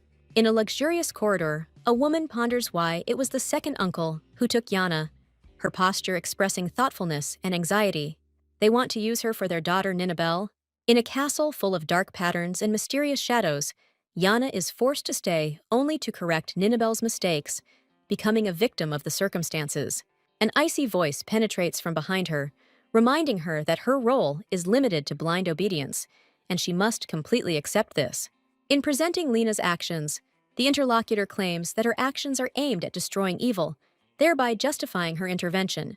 Her eyes light up with rage as she cries out about the need to die for the sake of peace, her face distorted with rage and a thirst for justice. As she rushes through the elegant corridors of the palace, the girl in red stumbles, realizing the depth of what is happening. She closes the door behind her, regretfully reflecting on how her past mistakes have taught her to be strong and careful. In the bizarre patterns of memories, the heroine realizes that in order to survive in this world, she sometimes has to use others. In those very dark images of the past, she sees how Roman and Karen used Jana to achieve their goals and for their own benefits. In a sad conclusion, she promises herself to survive in a house full of deception, despite the lack of anyone's support. Jana suddenly wakes up, clutching the blanket, her face expressing determination and inner tension before the upcoming events. She jumps out of bed and anxiously calls Olga, hoping that she will answer. But the room answers her with silence. Looking around anxiously, she realizes that the servants are nowhere to be seen, which increases her confusion. At the far end of the room, she notices the figure of a man, his presence seeming unexpected and perhaps threatening. Her gaze turns to him worriedly as she questions herself in disbelief. What is he doing here and why did he come? Everything in her head turns upside down when she looks around the room and realizes that this is not her bedroom at all. The man calls her by name, inquiring about her condition. His voice sounds sincere and attentive. Jana's answer reveals her weakness. She admits that she feels unwell due to dizziness and a complete lack of strength. Barely containing her emotions, she adds that she is ready to lose consciousness again, but decides to assure her interlocutor that she is fine. She quietly reflects to herself that the pressure was so great that she could not even express her displeasure or discomfort. A man with a thoughtful look and a book in his hands asks if the girl is okay, reminding her that she has lost consciousness more than once, creating an atmosphere of care and slight concern. The girl, shrinking and looking away, asks with some distrust whether he is really sure of her well-being, which sounds like a mixture of excitement and sarcasm. The girl raises her head slightly at her uncle's call. The man leaned closer and sincerely asked why she had started calling him uncle, as if this question had been bothering him for a long time. Her face fills with confusion and bewilderment, and she mentally tries to understand why he is bringing this up, catching herself making inappropriate guesses. There is a comical pause between them, where she, with a sad smile, justifies herself by saying that she didn't mean anything bad, and he calmly replies that he has nothing against it. Perceiving his silence in her own way, the girl becomes awkward, wondering if he is pleased with her treatment, against which their emotions are visually exaggerated. The man turns to leave, casually mentioning that he will move her quarters to the main building, leaving behind a sense of some calculation. The girl looks at the man with confusion, thinking about his words. The uncle leaves with cold politeness, bidding her farewell with a short phrase, leaving behind him an empty and well-furnished room. The next day, at the first glance at the majestic main building of the castle, the girl cannot believe the changed situation, feeling a slight admiration. The maid rejoices at the news of the girl's move to the main building, expressing her enthusiastic inspiration and feeling a surge of pride.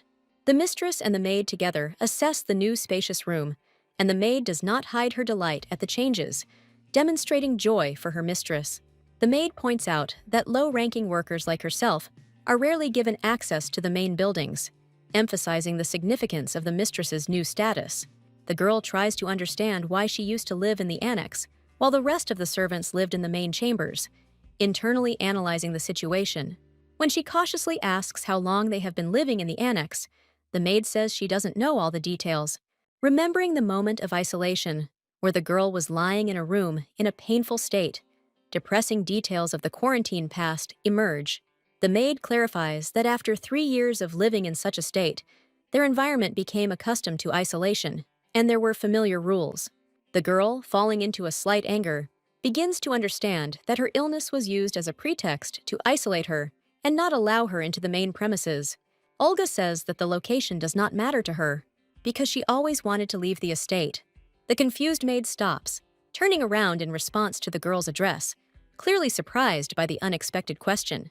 The girl, having heard that guests are expected in the castle, listens with interest to the maid, who excitedly shares the news. Against the backdrop of the family coat of arms, the girl experiences internal protest, wondering why important people visit their house if the heroes left it long ago. The maid dreamily retreats into her fantasies, assuming that the arrival of the young master can change the girl's fate, hinting at romantic prospects. The girl irritably asks him to stop talking nonsense, but at the same time does not hide her awkward curiosity in response to the maid's bold statements. The maid notices how the young mistress, gorgeous and refined, is undoubtedly capable of attracting admiring glances. The girl sharply replies that she already has her own plans for the future, not paying attention to how the maid dreams that a brilliant future awaits everyone.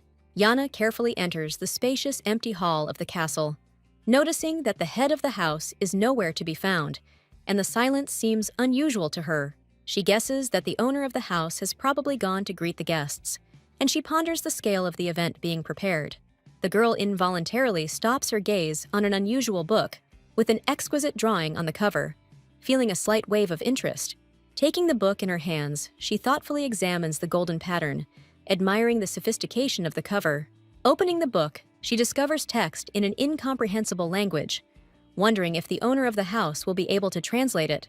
At that moment, an idea dawns on her, and a burst of inner inspiration makes her feel like she has found an important clue. Elsewhere, formally dressed men discuss what action needs to be taken, deciding to station knights at the outbuilding just in case.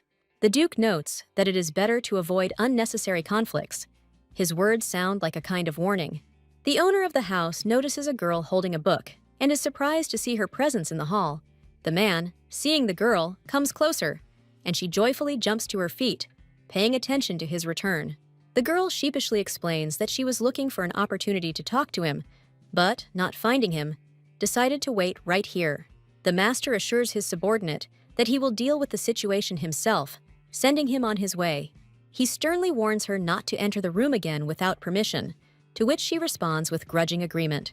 Grandfather notices the improvement in her condition and comments on it with a slight smile, and she admits that rest and medication help her feel better.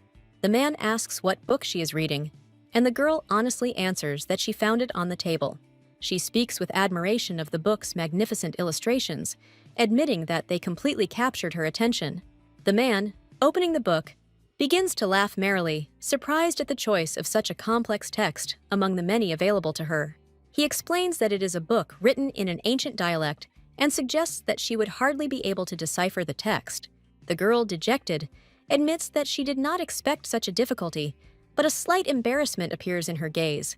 Suddenly, she declares that she has already memorized the ancient language, which causes the man a slight shock and genuine surprise. The man asks again with bewilderment whether she really remembered the ancient language from this book, doubting her words. She confidently confirms her words, and her eyes shine with inspiration, as if she had accomplished something incredible. The girl sincerely admits that she still has a lot to learn, but her determination and optimism grow stronger with every word. The man laughs with a half smile, but clearly doubts, emphasizing that this book is not easy to understand and asks not to invent. He playfully promises to bring her a picture book, gently stroking her head, and she insists that he is telling the truth. The girl resolutely declares that she can even write in the language and hurries to prove it on the spot, dragging the man along with her to the table.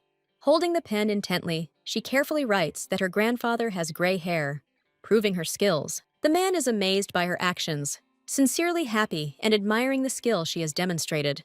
He asks in surprise where she could have learned such a difficult language, assuming that she had a teacher. The girl smiles and softly denies, explaining that no one really taught her, but she was able to cope on her own. The Duke asks if she really didn't even have a teacher, and she briefly and confidently replies with a denial, remaining calm. The girl explains with a slight smile that thanks to her good memory, she always mastered the training with ease. She reflects mentally on the fact that her memory is truly unique, allowing her to remember not only events and images, but also more complex things. The girl confidently emphasizes her ability to study complex texts and languages, finding this to be her own advantage. The man, looking at the girl in the document, mentally wonders why others do not recognize her talent, planning to change the situation. The girl, inspired by the support from the man, happily hopes that he will take her side and support her in the future. The man leans towards her with a soft smile, asking how she learned to read the ancient text so quickly, marveling at her efforts.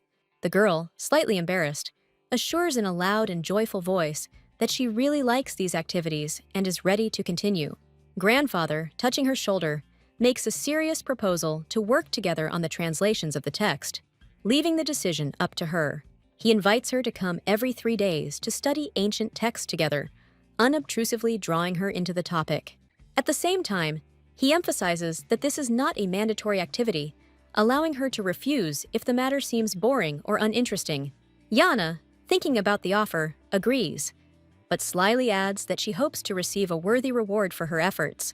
The Duke looks at her in surprise. He laughs and says that she is so straightforward.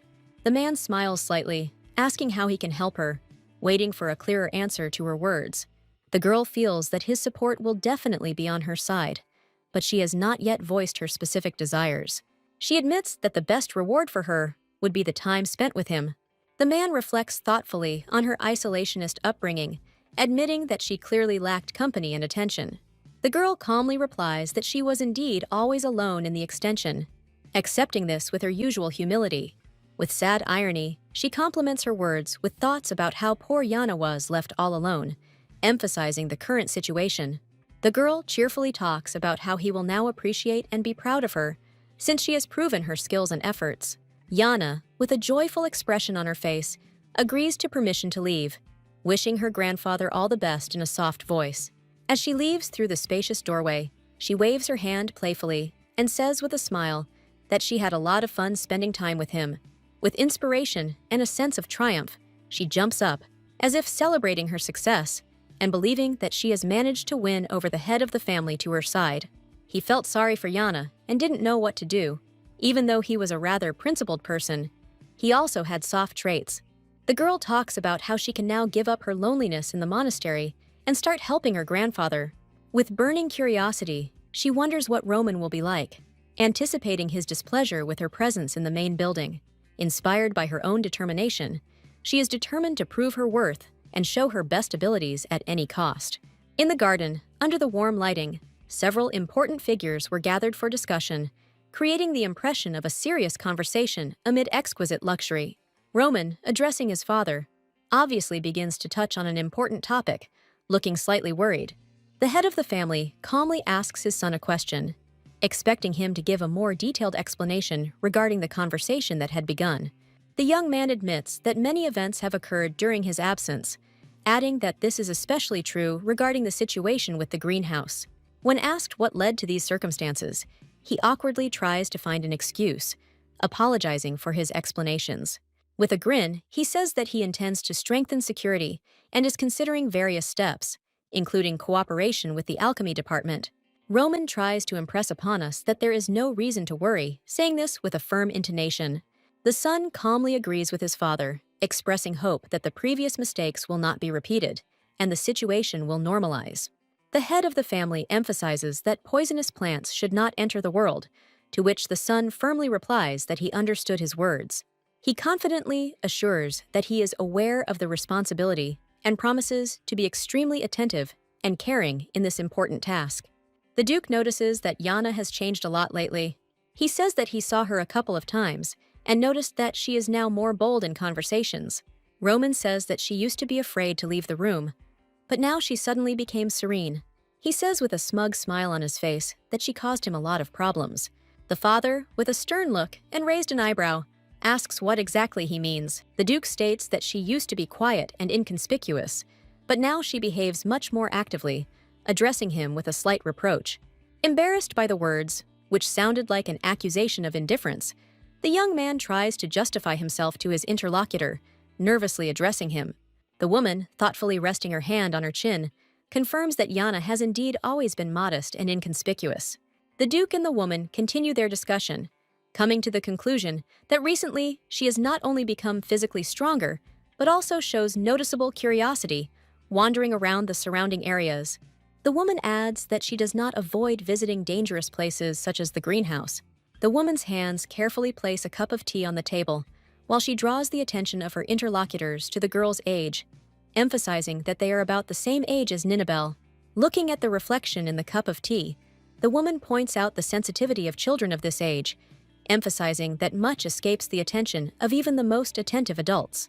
The father calmly agrees, noting that it is necessary to be even more careful. After a slight break in his speech, he adds, "If a lie is discovered, the consequences can be severe," while at the same time throwing a warning glance at the woman in front of him.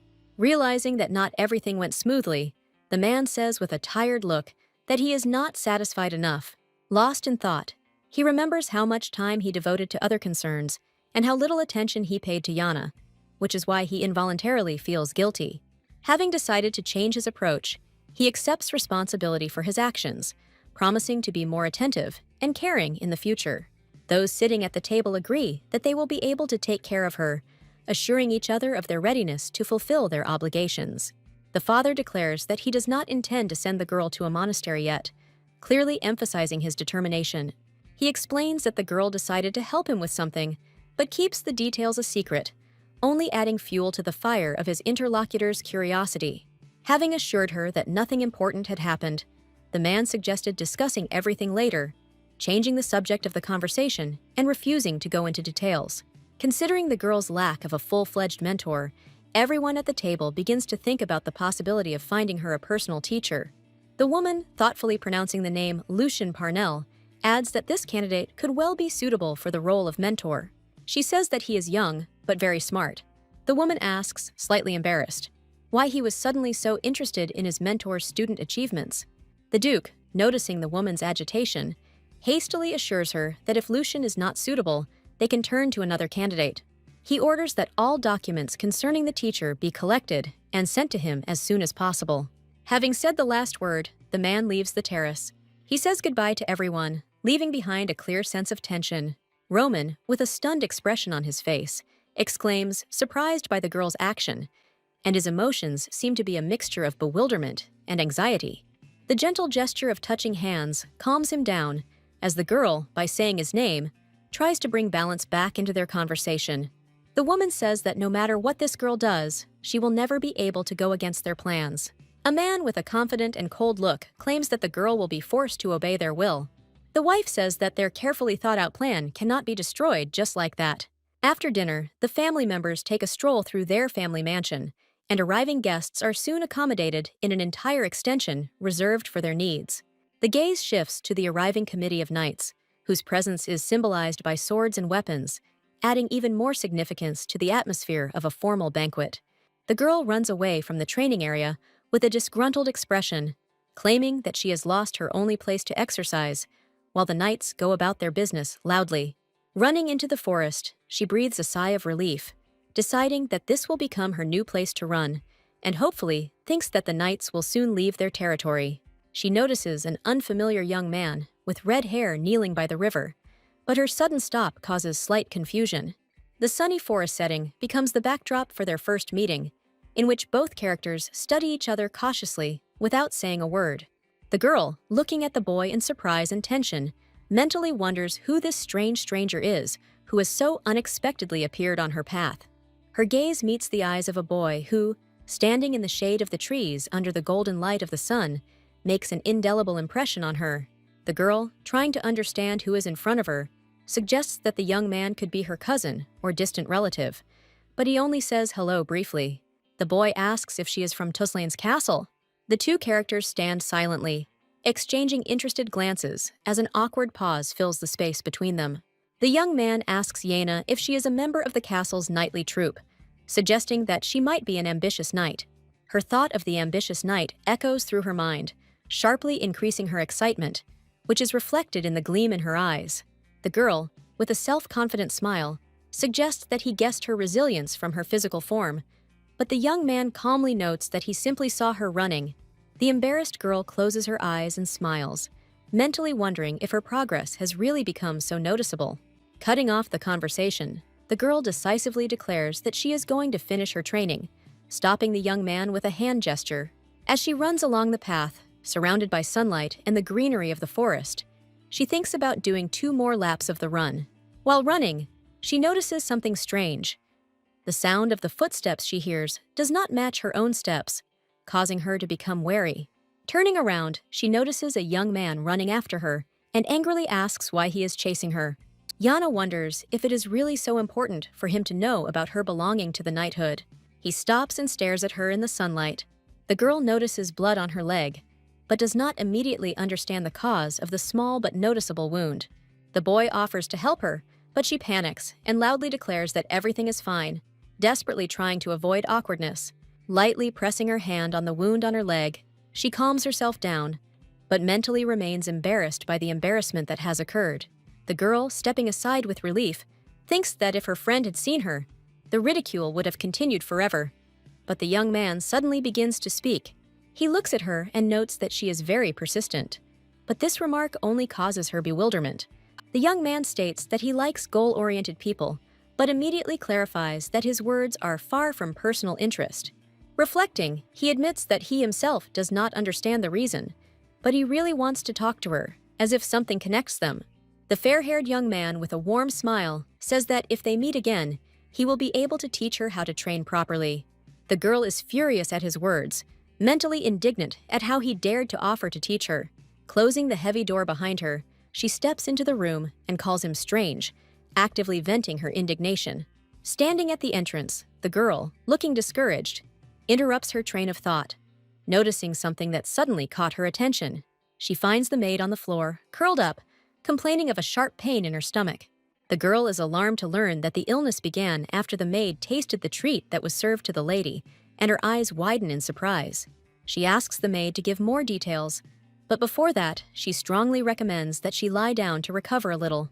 Having carefully placed the pillows, the girl carefully seats the maid, who thanks her with sincere relief in her voice. Jana demands to know what happened, but the maid only mentions chocolate cookies, which supposedly turned out to be the cause of her condition. While examining the cookies, the girl notices that just one piece caused severe stomach discomfort in the victim, as if something inside was disrupting normal functioning. Jana reports that she also tried these cookies, but her condition remained normal. The girl ponders why the chef and others who tried the treats are fine, while the problem only affected one of the maids. As she ponders this, she comes to the conclusion that the cookies left on the table were somehow altered, and her thoughts begin to search for a possible culprit. Taking some kind of crushed mixture in her hands, the girl demands that the maid swallow it immediately, clearly concerned about her condition. Hearing the insistent demand, the maid has difficulty fulfilling this request. Olga complains that the mixture turned out to be incredibly bitter and unpleasant.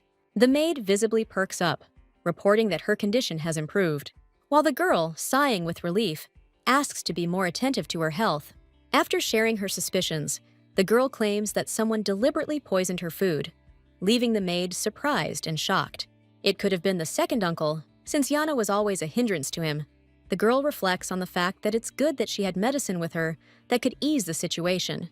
The maid reacts nervously to the girl's words that otherwise a great misfortune could await her, after which she mentions a friendly tournament between knights.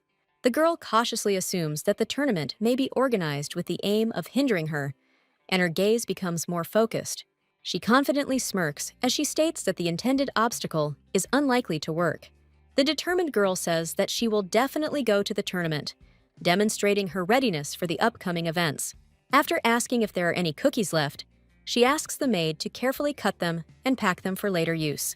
The girl, grinning and with a dark glint in her eyes, orders everything to be done with the utmost care, assuring him that she is going to return this gift to the sender. The next morning, the girl and her maid prepare for the important event, discussing the final preparations. The maid holds a comb in her hands, sincerely admiring the girl's appearance. Olga compares her to a fairy from a fairy tale. The girl playfully teases the maid, offering to quickly do her hair to complete her look before the meeting. The maid is puzzled, while Jana says that she can't go out disheveled. The maid, confused, admits that she has never done her hair before, which causes genuine surprise in her mistress. The girl reacts emotionally to this confession, not expecting that a servant from a noble family would be so inexperienced in such basic things. Their argument is interrupted by the sound of a third person approaching, and the maid, confused, suggests asking someone else for help. A man in formal attire enters the room, his sudden appearance causing slight confusion in both girls. Jana looks at the man in surprise, stunned by his appearance, and instantly tries to understand why he came. The uncle explains that he knocked several times, but received no answer, although there was noise coming from there, and therefore he was forced to enter. The girl realized that because of the argument with Olga, she had not heard the knock.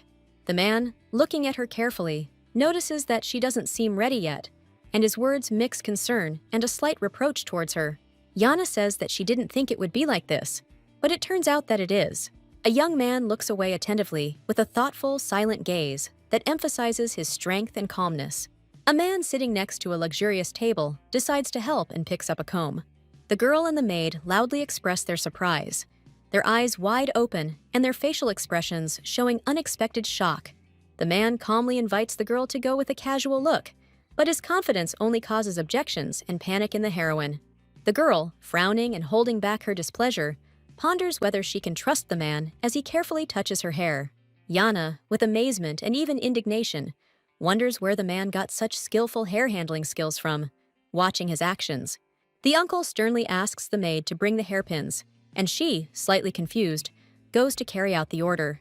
Against the backdrop of sunlight and a sophisticated interior, a man carefully and intently combs a girl's hair. The maid, blushing slightly, exclaims in surprise, turning to her mistress, while the girl's hairdo has acquired a new elegance.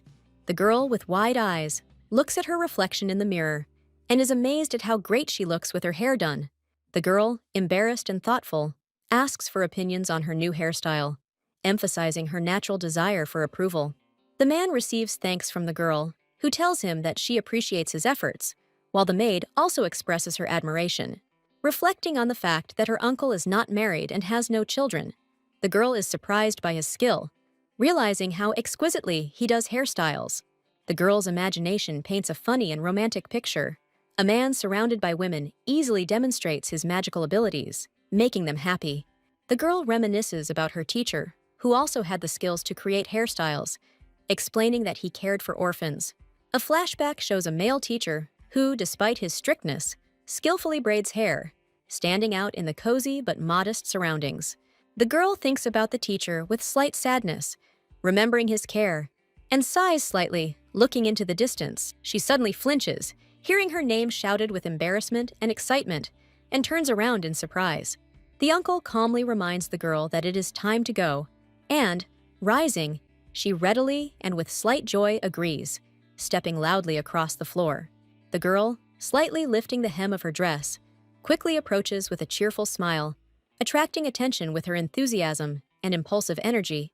The man, dressed in an exquisite outfit with golden patterns, offers to go together with a distant but confident look, creating an atmosphere of determination. He turns to the girl with irony, wondering why she considers his steps for her to be something unusual. Jana listens to the words about protection with slight embarrassment and realizes that her uncle has enough confidence to speak so categorically, although for her it seems unexpected. The man walks forward with a confident and quick step, and the girl, slightly out of breath, tries to keep up with him, catching up with noticeable haste. Pausing for a moment, the girl reflects in amazement that he might be taking on too much responsibility for her safety. A flashback shows the heroine's knee still hurting after a hard fall, reminding her of her own vulnerability. The girl, with a thoughtful look, thinks that at least a little bit of treatment should be done to the wound, despite her desperate attempts to make up for the steps. When her uncle asks her about her condition, the girl answers with a smile, trying to hide her discomfort internally, but her anxiety is noticeable. Deciding to quicken her pace, the girl moves forward with strong determination, pursing her lips to cope with the difficulties that arise. The man casts a thoughtful glance with a smile at his interlocutor, clearly thinking about something of his own, and his facial expression remains slightly mysterious. The girl, slightly out of breath, looked up at him with slight bewilderment, clearly not understanding what had happened or what awaited her next.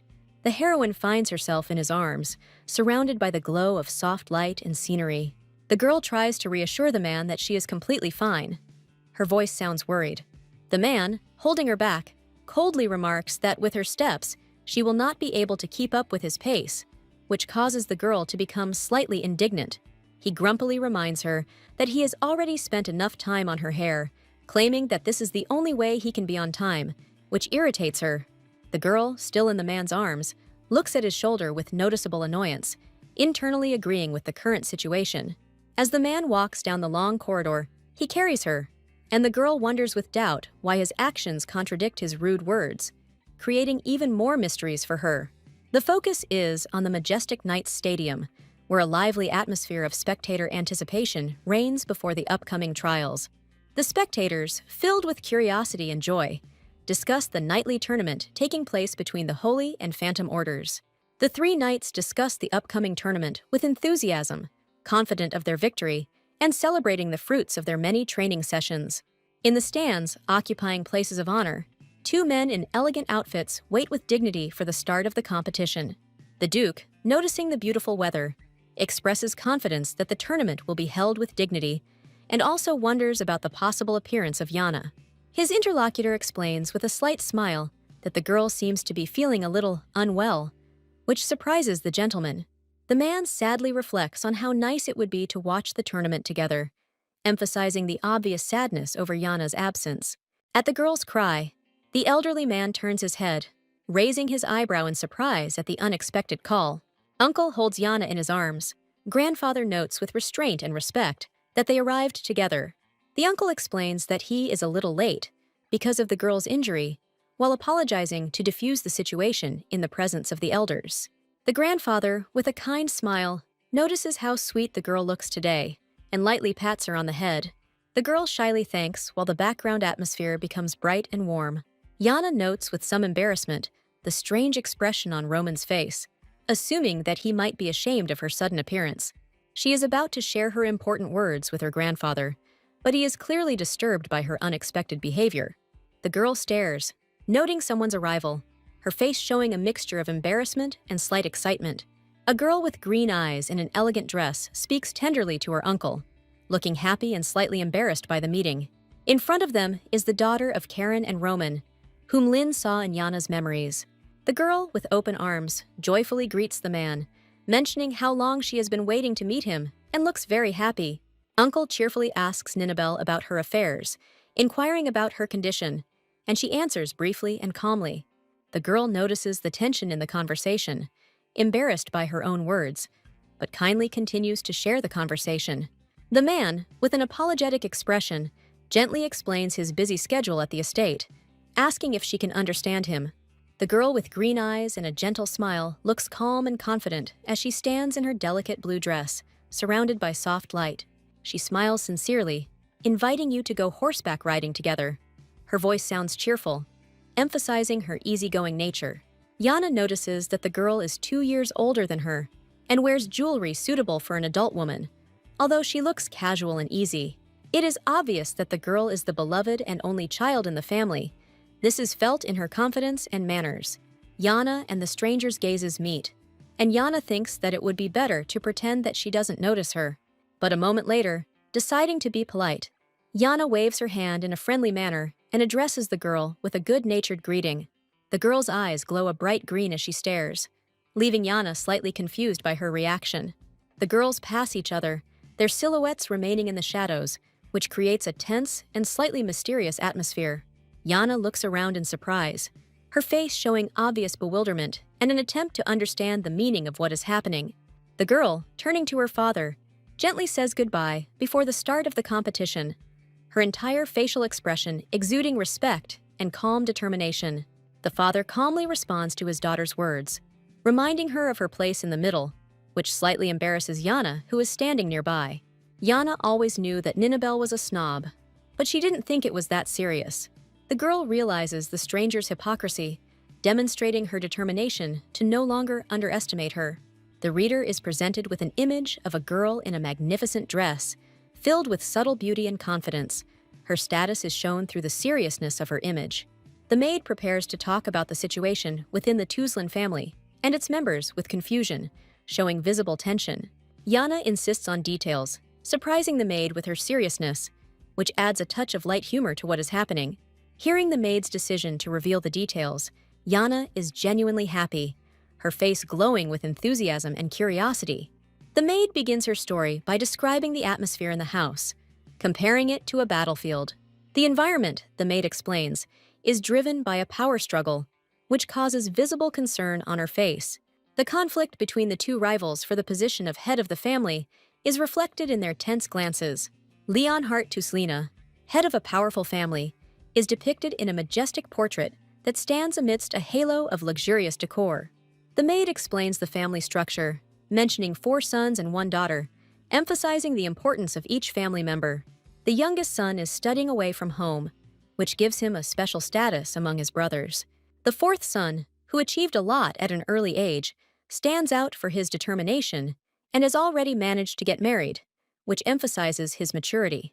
The 2nd and 3rd sons entered into a fierce rivalry, desperately fighting for influence and power in the castle. The quarrel between the brothers led to the dismissal of many innocent employees, highlighting the adverse effects of intra-family conflict. Jana reflects on the complexity of family relationships and comes to the conclusion that the brothers' characters are difficult to understand. Remembering Roman's mentions of a 3rd gentleman, Jana notices that he is using her for his own purposes, adding a sense of manipulation. The 3rd son, having become a marquis, often leaves the castle, doing important work matters, which only increases the mystery of his image. The maid admits that despite his absence, no one can feel completely safe in this house. There are dark rumors about the 3rd son, and the maids try to avoid him, fearing problems and possible discomfort. His interest in women knows no bounds, and he ruins the lives of everyone who becomes the object of his attention, causing fear and destruction. Jana wonders about his supposed children, which adds more mystery and causes her to have intense thoughts. The eldest son is characterized as a cruel man with a bad reputation, as he is prone to violence. Amidst the rumors, his younger sister remains inconspicuous and is known only for her passion for books, distinguished by her quiet lifestyle. Jana decides to keep an eye on all family members in order to better understand the dynamics of their behavior. Realizing her own secondary importance in the situation, Jana looks at her older sister, who seems to be a key figure for the family. Nabel Tuslana, the only daughter of the 2nd gentleman and his wife, stands out for her image. In her youth, she achieved recognition in society, following her mother's example and making progress in the nobility. Her magical abilities, as well as her status as a potential heir, make her leadership in the future almost inevitable. Jana is determined, and her bright blue eyes are full of determination to get more information about the girl who has caught her attention. Before the start of the night's tournament, red flags flutter from the sky, emphasizing the solemn atmosphere of the competition between the 2 squads. A group of holy knights in full armor moves in a harmonious march, arousing the interest and curiosity of spectators, expecting an impressive battle. One of the knights in the line clearly stands out with his surprise and tension, his gaze searching for confirmation of what is happening. His unsteady demeanor is highlighted as he nervously touches his uniform, as if trying to gain confidence. In the stands, Lady Nabel and Jana find themselves under intense scrutiny when a loud shout comes from the crowd, catching their attention. Bartolomeo, kneeling on one knee, solemnly declares that he dedicates his victory to Lady Nabel, shocking the spectators in the stands. The other observers, filled with amazement, realize the unusualness of the situation and begin to loudly discuss this gesture, expressing surprise at its boldness. Jana, confused by the guy's actions, is thinking hard about the meaning of his actions and why he made such a statement. In the arena, Bartolomeo continues to confidently show his loyalty, despite the general shock his words produce. Nabel suddenly stands up from her seat, her movements and slight tilt of her head expressing genuine surprise and a sense of surprise. The girl enthusiastically accepts Bartolomeo's gesture and declares that she is happy and will wait for his victory, her face glowing with joy. Jana tries to analyze what is happening, wondering if Nabel took this gesture seriously, but still finds this behavior quite strange. A note on the tournament reminds spectators that knights participate solely for the honor of their order, and their actions must be subordinated to its ideals. However, It is emphasized that even an oath can be associated with a show of respect for women in the family, which makes such gestures unique. Jana, the illegitimate daughter, reflects on her position in the family, realizing her relative neglect. Her thoughts become even darker when she notes that even Frenhild is being ignored no less. The maid reminds that the young and beautiful Nabel inevitably attracts all the attention of the knights and high-ranking persons, causing their admiration. The march of the ghostly knights adds even more drama to the setting, while Nabel glows with joy at being the object of this dedication. She smiles sarcastically, convincing herself of her own delightful charm. Frenhild asks Nabel an unpleasant question, with a hint of irony, implying that she suffers from spoiled princess syndrome. She says that Nabel is chatting without understanding anything. Nabel clarifies whether these comments are directed at her, but her tone remains playful and slightly provocative. Frenhild, holding back her irritation, claims that in adulthood, Nabel is always put above everyone else, but she herself is not interested in this. Nabel, with a slight disdain in her gaze, assures that her behavior cannot be called arrogance, citing her good intentions. Their conversation becomes increasingly tense when Nabel states that Frenhild is jealous of her, which causes her interlocutor to become visibly angry. Jana, observing the squabble, concludes that there is deep enmity between the sisters, despite their family ties.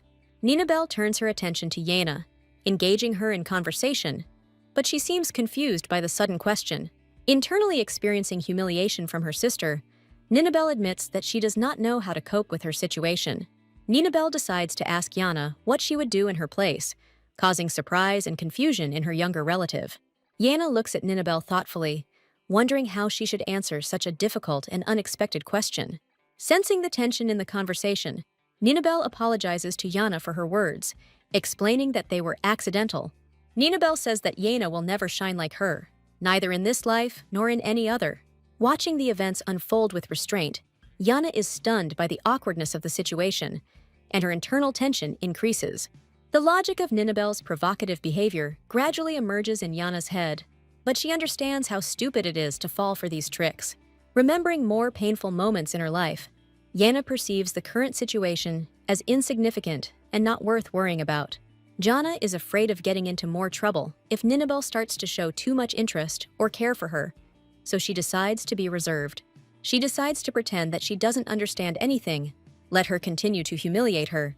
Nabel, depicted surrounded by bright flowers and glowing petals, looks delicate and fragile, as if this beautiful creature was created only for the protected happiness and caring world of her family. Jana, sitting on a chair and confidently looking ahead, thinks about how best to use her opportunities, while trying not to enter into an open conflict. Against a bright blue sky, under a fluttering banner, two fighters engage in an intense sparring match, accompanied by the sound of wooden swords clashing.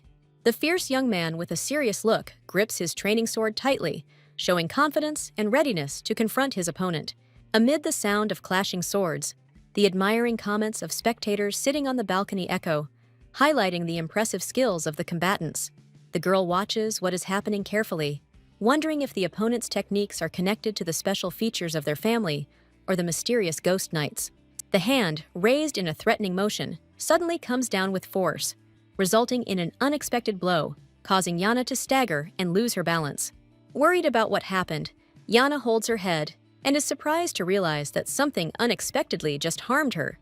The young man delivers a rude remark with a smug smile, demonstrating disdain and provocative arrogance. Jana, slightly confused and tense, vocally states her inability to see anything after the blow, revealing her vulnerability in response to aggression. The indignant girl loudly asks why it was impossible to simply explain with words, instead of resorting to physical methods. The red-haired guy responds to her words with a grin, angrily turning them into a new mocking provocation, as if drawing a line under his desire to dominate.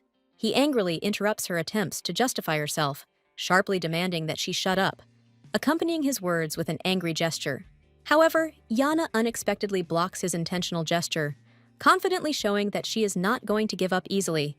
With a strong-willed look, she condemns his impudence, calling him clumsy and humiliating, giving him no chance to maintain his superiority. Her voice hardens as she accuses her opponent of failing to apologize and argues that his behavior leaves only a negative impression. The guy clenches his fist in irritation, and, with a sarcastic threat in his voice, accuses her of intentionally provoking his anger. Losing patience, he exclaims hotly that perhaps through punishment she will be understood better, raising his hand for another action to confirm his words. Jana, having gathered her strength, decides to use something dangerous, mentally regretting that she has to resort to it at such an inopportune moment. Her silhouette is illuminated by a mysterious light as she confidently declares that she will teach her opponent the proper course of action by revealing some of her unknown secret power. The young man suddenly intervenes in what is happening, stopping the attacker's hand at the moment of the swing. She looks in amazement at the barely visible light smoke coming from her fingers, realizing that something unusual has just happened. The expressive look of the young man with serious eyes suggests that he is carefully assessing the situation, thinking about his next steps. His voice sounds like a stern reproach addressed to the aggressor, emphasizing the unacceptability of his behavior in the current circumstances. The red-haired guy indignantly justifies himself, claiming that their fight was unfair.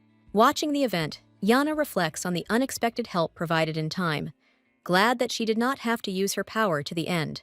Left alone with her thoughts, she determinedly plans revenge for everything that happened to her. Clutching a small object in her hand, she activates a hidden power with a powerful movement. Her long hair flutters around her, and her confident voice insists that she knows how to make others realize her seriousness and determination. She carries out her plan with complete confidence, creating a loud effect that attracts the attention of everyone around her to her person. Boy screams in pain from leg after being bitten by girl. He calls her crazy, wondering what she's doing. The audience watches the children squabble and is surprised. Jana suddenly stretches her hand forward, and the guy falls in front of her. A young man with a gloomy expression on his face exclaims something, clearly expressing dissatisfaction with what is happening. The uncle looks down sternly, shouting a question in an accusing tone, while the red-haired boy presses himself to the ground and the girl stands next to him, raising her hand in confusion. The red-haired man, in a panic and with a confused face, screams furiously, pointing his finger at the girl, accusing her of biting his leg.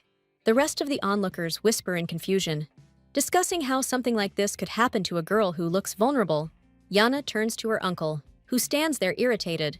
The girl clasps her trembling hands at chest level and, barely holding back tears, says that she only asked for all this to stop. She says that Marius kept up with her. The people around watch the situation with surprise and concern, whispering to each other that blood has appeared on the girl's face. Realizing that her actions have attracted the attention of the crowd, Jana looks around for support, but sees no sign of the expected ally. A young man in a gold uniform carefully raises his hand with a handkerchief, as if trying to convey warm comfort and support. Surrounded by soft florals, he calmly asks her how she is feeling, trying to comfort her in her vulnerable moments. Jana is slightly puzzled by his touch, not understanding why he cares about her so much. A woman in an elegant black dress suddenly appears, crying out loudly, demanding to know what happened to the girl. With alarm and indignation, she falls down before her, forcing her to admit who exactly was the culprit of her deplorable state. The accused red-haired young man protests, claiming that his actions were exaggerated. The man in formal attire sharply condemns the young man's hesitation, losing patience with his attempts to evade the accusations. The man's voice thunders, expressing indignation and calling what is happening unworthy of behavior at such an important event. Jana, with a stony expression on her face and a determined look, calmly makes a decision, ignoring the actions and remarks of her opponents. The young man watches the situation unfold around him in confusion, wondering about his future behavior. He makes it clear that he intends to help, despite his internal doubts. A man in knight's armor intervenes, emphasizing that this is an internal matter of a particular family, and asks not to interfere in resolving the conflict. The knight's voice is measured and stern as he tells the boy to just wait here. Jana, looking into the distance, ponders the meaning of the boy's actions, whose sudden intervention changed the course of events. Before her appears the image of a young man, endowed with a keen gaze and dazzling brilliance, who is the only son of the Niga family. History points to the hereditary traditions of the Niga family, where power is concentrated in the hands of one single heir. Jana is amazed by his decision to help her, wondering about the reasons for such concern from such a powerful man. The girl ponders the actions of her unexpected protector, admitting that he probably has his own motives, although she does not understand them. She explains that her entire family treats her coldly and without respect, claiming that her help will not really benefit anyone. The young man, with a slight smile, asks in bewilderment what particular benefit she is so persistently emphasizing. His noble tone and confident gaze emphasize the sincerity of his words, that helping a just cause is natural and right. Jana agrees with his proposal with a slight ironic smile, hinting that she needs to see concrete actions. At the discussion table, the tense atmosphere increases as the man calls on Marius to explain his actions and admit why he hit Jana during the competition. Marius, trying to remain calm, denies what happened with a sarcastic smile, indignantly emphasizing that such an act would be too obvious. The older man, with obvious displeasure, accuses Jana of exaggeration, voicing his doubts about the veracity of her version of events. Under pressure from a direct question, Marius is forced to admit that he touched her, but only because of repeated provocations on her part. He continues to justify himself, claiming that Jana ignored his words, and even after the collision remained completely motionless. Jana holds back her emotions, looking at her offenders with a determined and penetrating gaze, as if weighing her next reaction. Uncle closes his eyes with a sigh of despair and mentally asks the heavens for wisdom, expressing his weariness with the ongoing chaos. A woman in their circle tries to bring the man's attention back to the situation by asking what he intends to do next. Jana sighs in irritation, assuring herself that the proceedings are going much worse than she expected, and barely contains her bewilderment at the protracted scene. The second uncle firmly states that further disagreements are unacceptable and criticizes both sides for their inability to resolve the conflict on their own. He issues a strict verdict, forbidding Marius and Jana to leave their chambers for the next 3 days, as part of their punishment for disobedience. Marius reacts sharply to the decision, loudly expressing indignation and refusing to take such harsh measures, considering it a clear injustice. In response to Marius's temper, his senior mentor adds a caustic remark, emphasizing his insolence and ungrateful behavior. At the moment of final tension, Jana listens to their conflict. Her words had hardly uttered when the Duke entered the courtyard, whose presence instantly brought a sense of discipline and authority. Roman looks at his father in shock as he enters, his sudden appearance clearly adding tension to an already difficult situation. The father's calm but authoritative tone is stern as he asks what exactly happened, explaining that he heard news of a conflict. The father's face becomes stern and his voice rises, expressing indignation at how such a situation could happen at the tournament. Jana, noticing her grandfather, embarrassedly realizes that her facial wound has caused him concern and tries to calm her inner trembling. She apologizes sincerely, admitting that she won't be able to fulfill her promise, but her words raise even more questions in her grandfather's mind. Through tears, the girl explains her uncle's strict prohibition to leave her rooms for 3 days, which prevents her from helping her grandfather.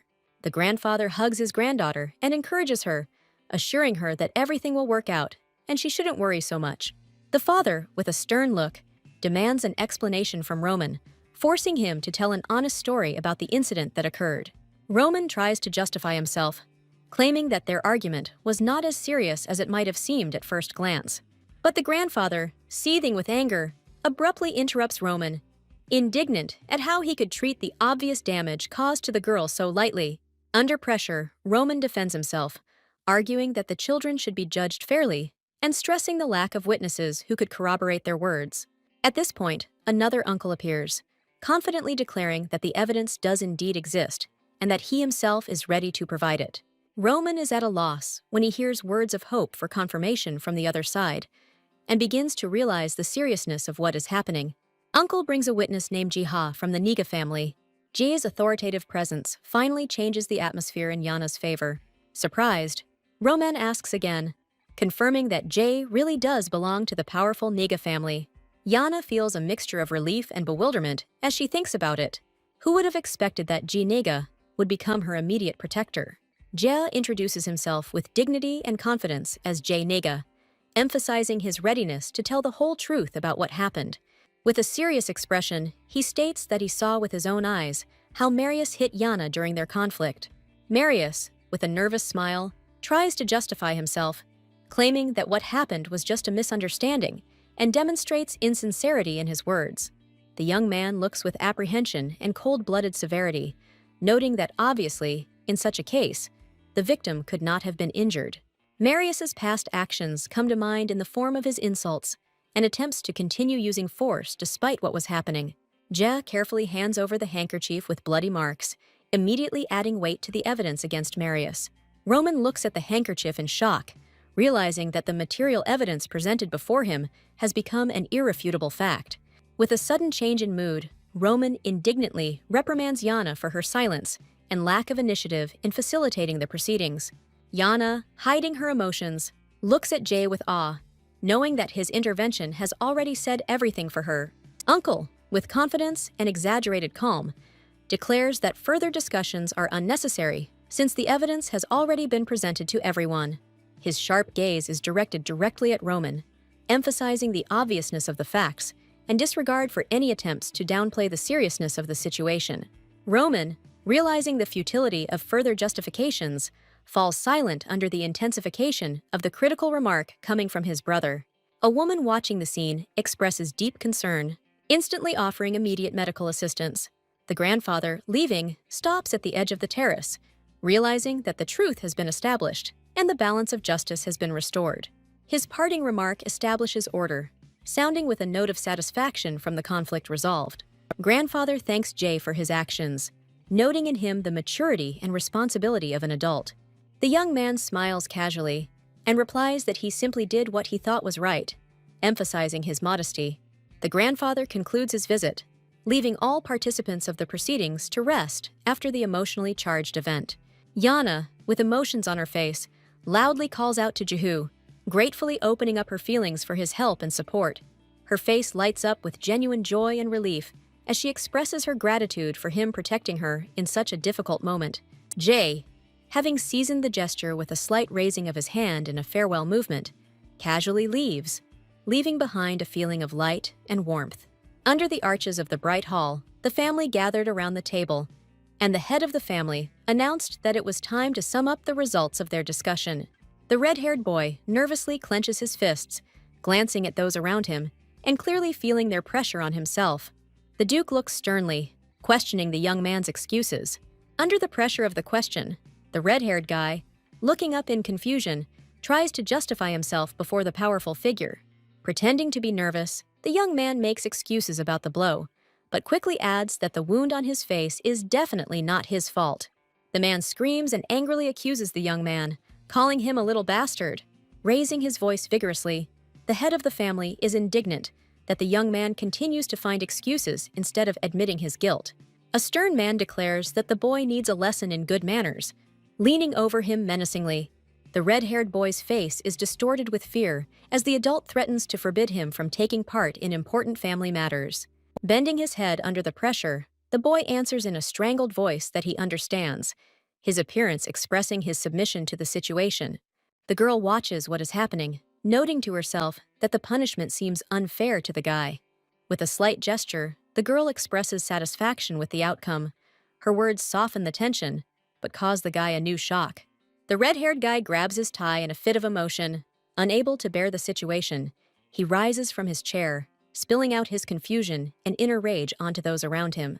The girl, smirking, mentally advises him to lock himself in the room and complain about his fate to the pillow, considering the punishment fair. A tall man in uniform with a soft smile talks to the girl, caringly inquiring about her condition. Filled with happiness, the girl animatedly asks if she will really be allowed to visit her grandfather's office, expressing her delight. The man, laughing, warmly agrees, replying that he is always glad to see her in his work environment.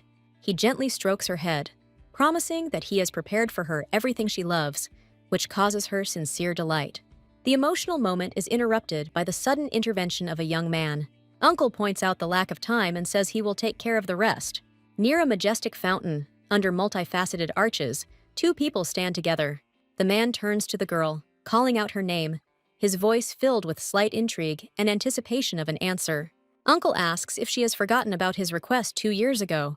Her surprise transforms her gaze as she thinks about the promise. The man looks at her warmly, promising to invite her to move to his summer castle, offering a new stage in their lives. The girl clarifies the name of the castle, her voice vibrating with new emotions and indecision. He sincerely explains to her that he had been planning this important step for a long time, carefully preparing for her move. The girl happily realizes the value of this promise, but she cannot contain her excitement, as doubts also sound inside her. She is irritated with herself for the momentary loss of memory of such an important promise, feeling inner tension. Her embarrassment turns into an awkward smile as she admits her doubts, and that she previously thought they were jokes. The man confirms her words with seriousness in his eyes, showing that his intentions remain unchanged and are based on sincerity. He reassures the girl, promising to give her more time so that she can think things over and make a final decision. The girl, standing against the backdrop of greenery and light morning light, seems to be collecting her thoughts, deciding what to do in this situation. The next morning, the inner hall of the mansion is filled with a harmony of light and refined furnishings, heralding a new day for everyone. A girl in a light house dress, hugging her favorite toy, allows herself to relax and smiles at a new dream. She reflects thoughtfully on the advantages and disadvantages of the summer mansion, comparing it with the current living conditions. Invisible hands from the past serve as a distorted reminder of the cruel trials her parents endured when they neglected her child's needs for their own gain. Lost in thought, the girl understands that by leaving the land of Tuslan, she may lose the chance to fulfill her secret desire for revenge. Her internal turmoil is interrupted by a mysterious call from outside. Olga suddenly runs into the room and in a panic demands that the girl come out quickly. The girl leaves the house with anxiety, thinking about the reason for what happened. Her calmness is replaced by confusion from the sudden change of events. The early morning light blinds her eyes, and she notices the boxes of bright bottles glittering around her, as if they were emitting a magical glow. Before her eyes appears a scene where servants are busy unloading countless boxes of medicines that fill the entire space. The maid explains that these are medicines from the head of the family, but their quantity is so great that there is no place to put them. The girl sees a letter from her grandfather where he conveys words of concern to her, adding an apology for the inability to personally verify her well-being. Grandfather expresses his concern about her health, emphasizing that these best ointments and medicines will help her recover faster. Jana looks at the unusually designed bottle with curiosity and, still doubting, tries to understand whether these are really safe drugs. Olga, smiling, assures her that this medicine is of very high quality and encourages her to get well soon. Overcoming her fear, the girl decides to drink the contents of the bottle, convincing herself of the need to fight for her health. A moment later, her face distorts from the unexpected reaction of her body, and the taste of the potion causes a storm of emotions in her. She complains with disgust about the terrible taste of the drug she took, wondering what it is made of. Feeling tired from a series of failures, the girl puts her head on the table, thinking about how difficult her life is. After much deliberation, she comes to the conclusion that it is better to refuse the offer to move into the summer mansion. The scene with intriguing figures and shadows reminds her that, to others, she is just a pawn in their game. The girl realizes that even if she is taken away from her current environment, dangers and intrigues will still continue to haunt her. Realizing the complexity of the circumstances, she decides that it is better to keep the situation under control by staying close to the sources of intrigue. After much consideration, she decides that her current position will help her better follow the developments. The maid tells the girl that there is a festive bustle in the streets due to the recent competitions, in which the knights won. The girl listens with interest as they tell her about the day off that the knights received as a reward for their achievement, remaining thoughtful near the window. The girl is getting ready to go out and asks her Olga to help her get ready, demonstrating light politeness and warmth. Having reminded her of her errand, she asks the maid if her cookies are ready, to which she answers in the affirmative and says that she has packed them in a box. Having thanked for the help, the girl with a smile emphasizes her joy and slight excitement before the upcoming event. The girl comes out in an elegant lavender dress with neatly braided hair, her determined look giving her image a special grandeur. Stopping under the arches, she looks around carefully, wondering in which direction she needs to move to reach her goal. While in a passage with tall columns, she notices a figure ahead, and her attention turns to the unexpected encounter. The girl lingers her gaze on the blonde, filled with surprise and slight internal tension from her sudden appearance. The blonde says hello with mild interest, adding a touch of mystery and friendliness to the moment. A chance acquaintance is revealed when she smiles and notes that Jana is standing in front of her, emphasizing her interest in the girl. With a friendly smile, she asks why Jana suddenly disappeared yesterday, expressing slight concern. Jana notices her questions with irritation, wondering to herself why the blonde is trying to start a conversation again. The blonde, not noticing some of Jana's discontent, continues to enthusiastically talk about the exploits of her knights, and asks about her fatigue. With unflagging enthusiasm, the blonde declares that Nabel can envy Jana. She adds with a soft smile that Jana lives as if she cares only about her own well-being. Smiling, the blonde says that Jana doesn't need to try to live up to expectations or waste effort. Realizing that her tone might have been confusing, she apologizes, saying it deliberately calmly, which doesn't make it any easier for Jana to understand. The blonde's manners are accompanied by a slight smile, but a hidden challenge can still be read in her gaze. She gives the order casually, turning to the maid standing nearby, noting that since she is idle anyway, she can help. With a slight tiredness in her voice, Nabel asks Jana to take this thing to her room. With a careless laugh, the blonde notes that Sir Bartholomew gave the award to Nabel, but she is too busy to deliver the award herself. The maid hands the trophy to the girl with slight irritation, sternly warning her to wipe off any fingerprints before putting it away in the closet.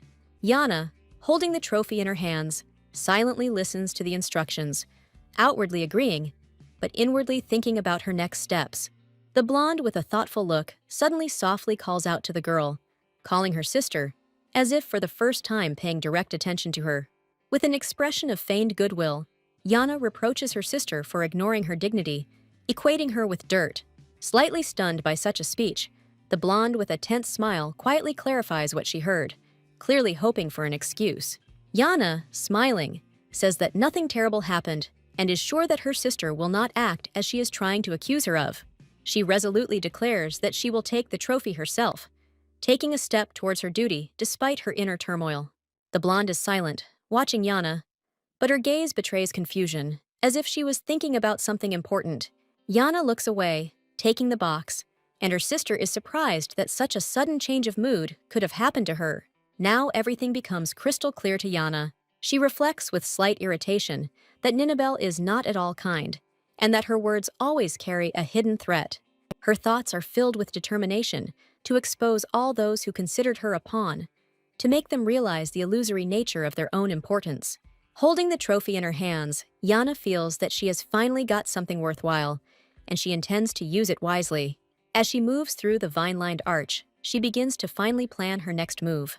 With frozen surprise, she notices that the castle grounds hide such picturesque corners that she had not noticed before.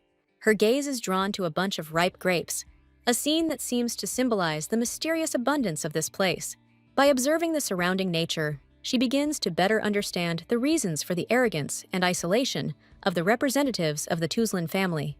A voice from somewhere to the side brings her out of her thoughts, forcing her to turn her head and pay attention to the uninvited interlocutor.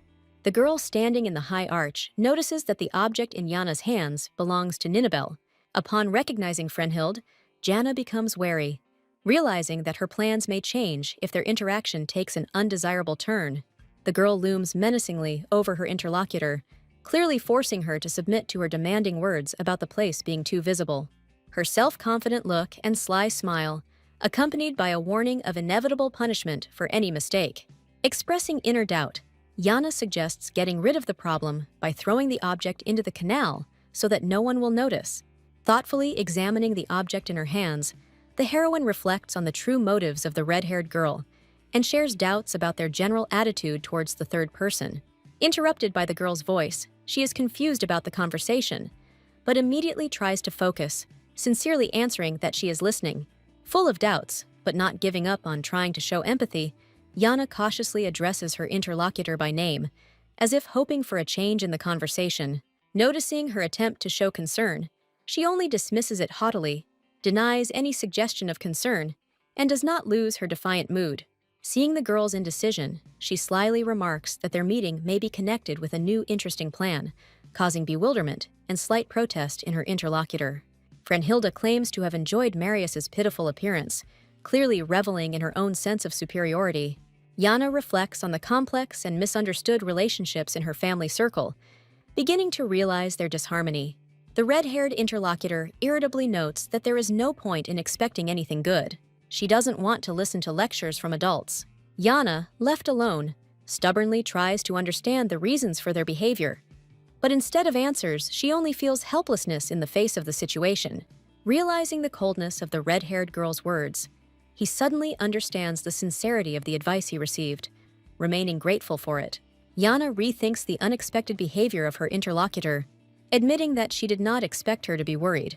She realizes that the words and observations she received allowed her to correct and refine her plans, making them clearer and more precise. In a room full of luxurious decor elements, a young man with golden hair and a confident posture sits on a sofa.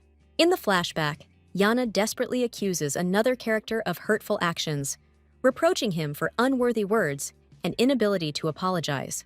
She holds back tears as she recalls her attempts to stop the cruelty against her, which did not lead to the desired result. The young man finds himself in the center of attention again and, hearing extraneous sounds, asks in bewilderment who entered his domain. Jana appears at the threshold with a slight smile on her face, holding a trophy in her hands and greeting her interlocutor in a calm but confident voice. Upon seeing her, the young man seems surprised and worried by her unexpected visit, immediately asking what happened. She explains that she wants to talk, timidly offering to enter the room, to which the young man kindly agrees, demonstrating open goodwill.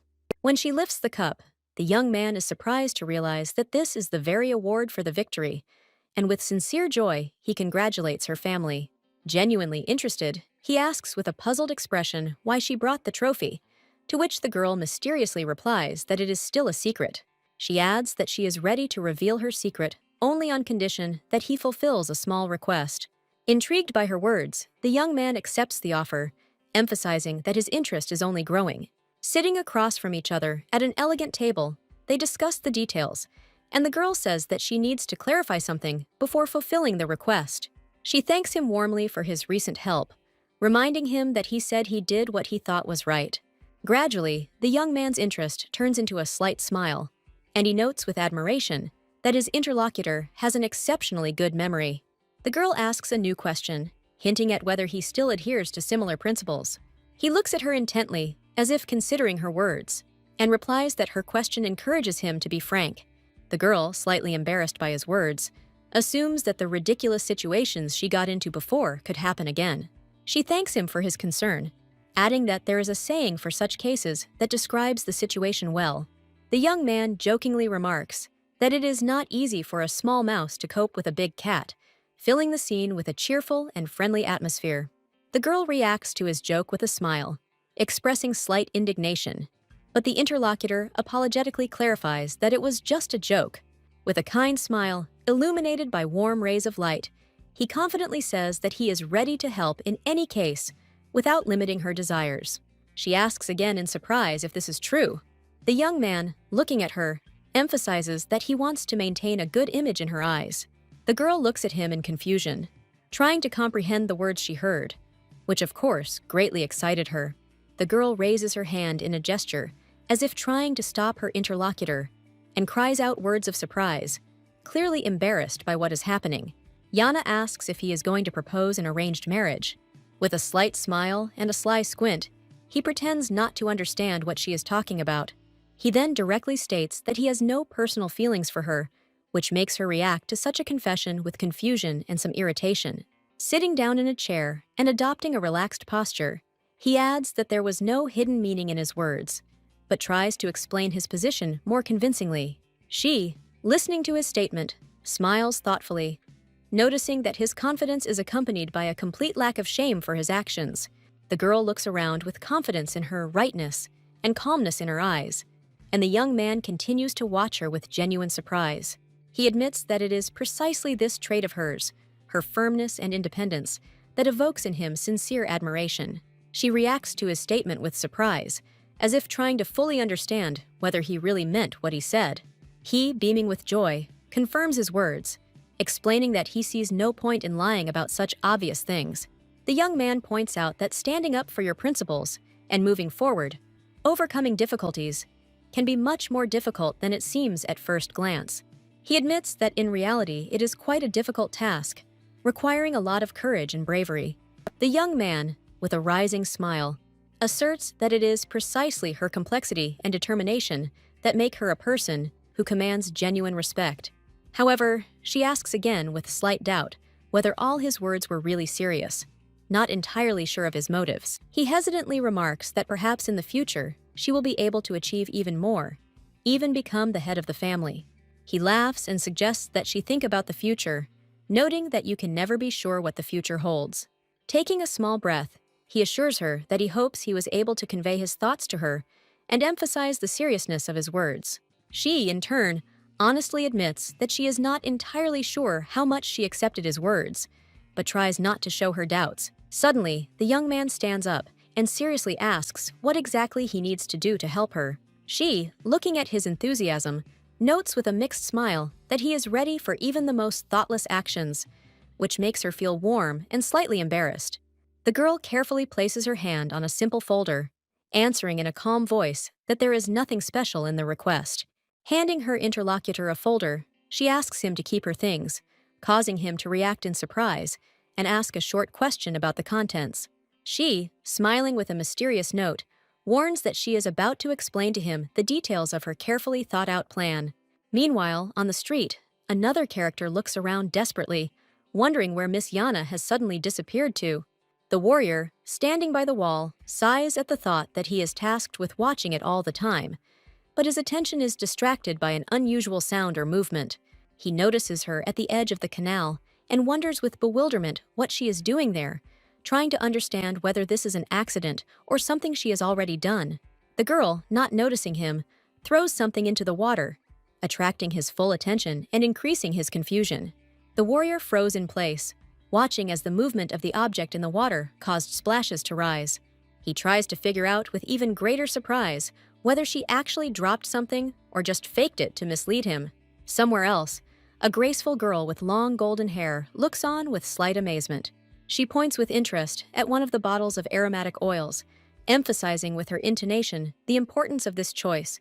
Lying on a luxurious couch, she accepts instructions for a gentle application of oil, describing the procedure as like caring for an expensive doll. After the procedure is completed, one of the maids smiles and states that it was a perfect day, showing her pleasure. Nabel always looked beautiful, and especially beamed when she praised the warriors for their efforts. Lying on the sofa, she asks her interlocutor about her impressions, noting how difficult it was to look away from her aristocratic image. The interviewee confirms that the white dress chosen that day particularly emphasized Nabel's sense of style and sophistication.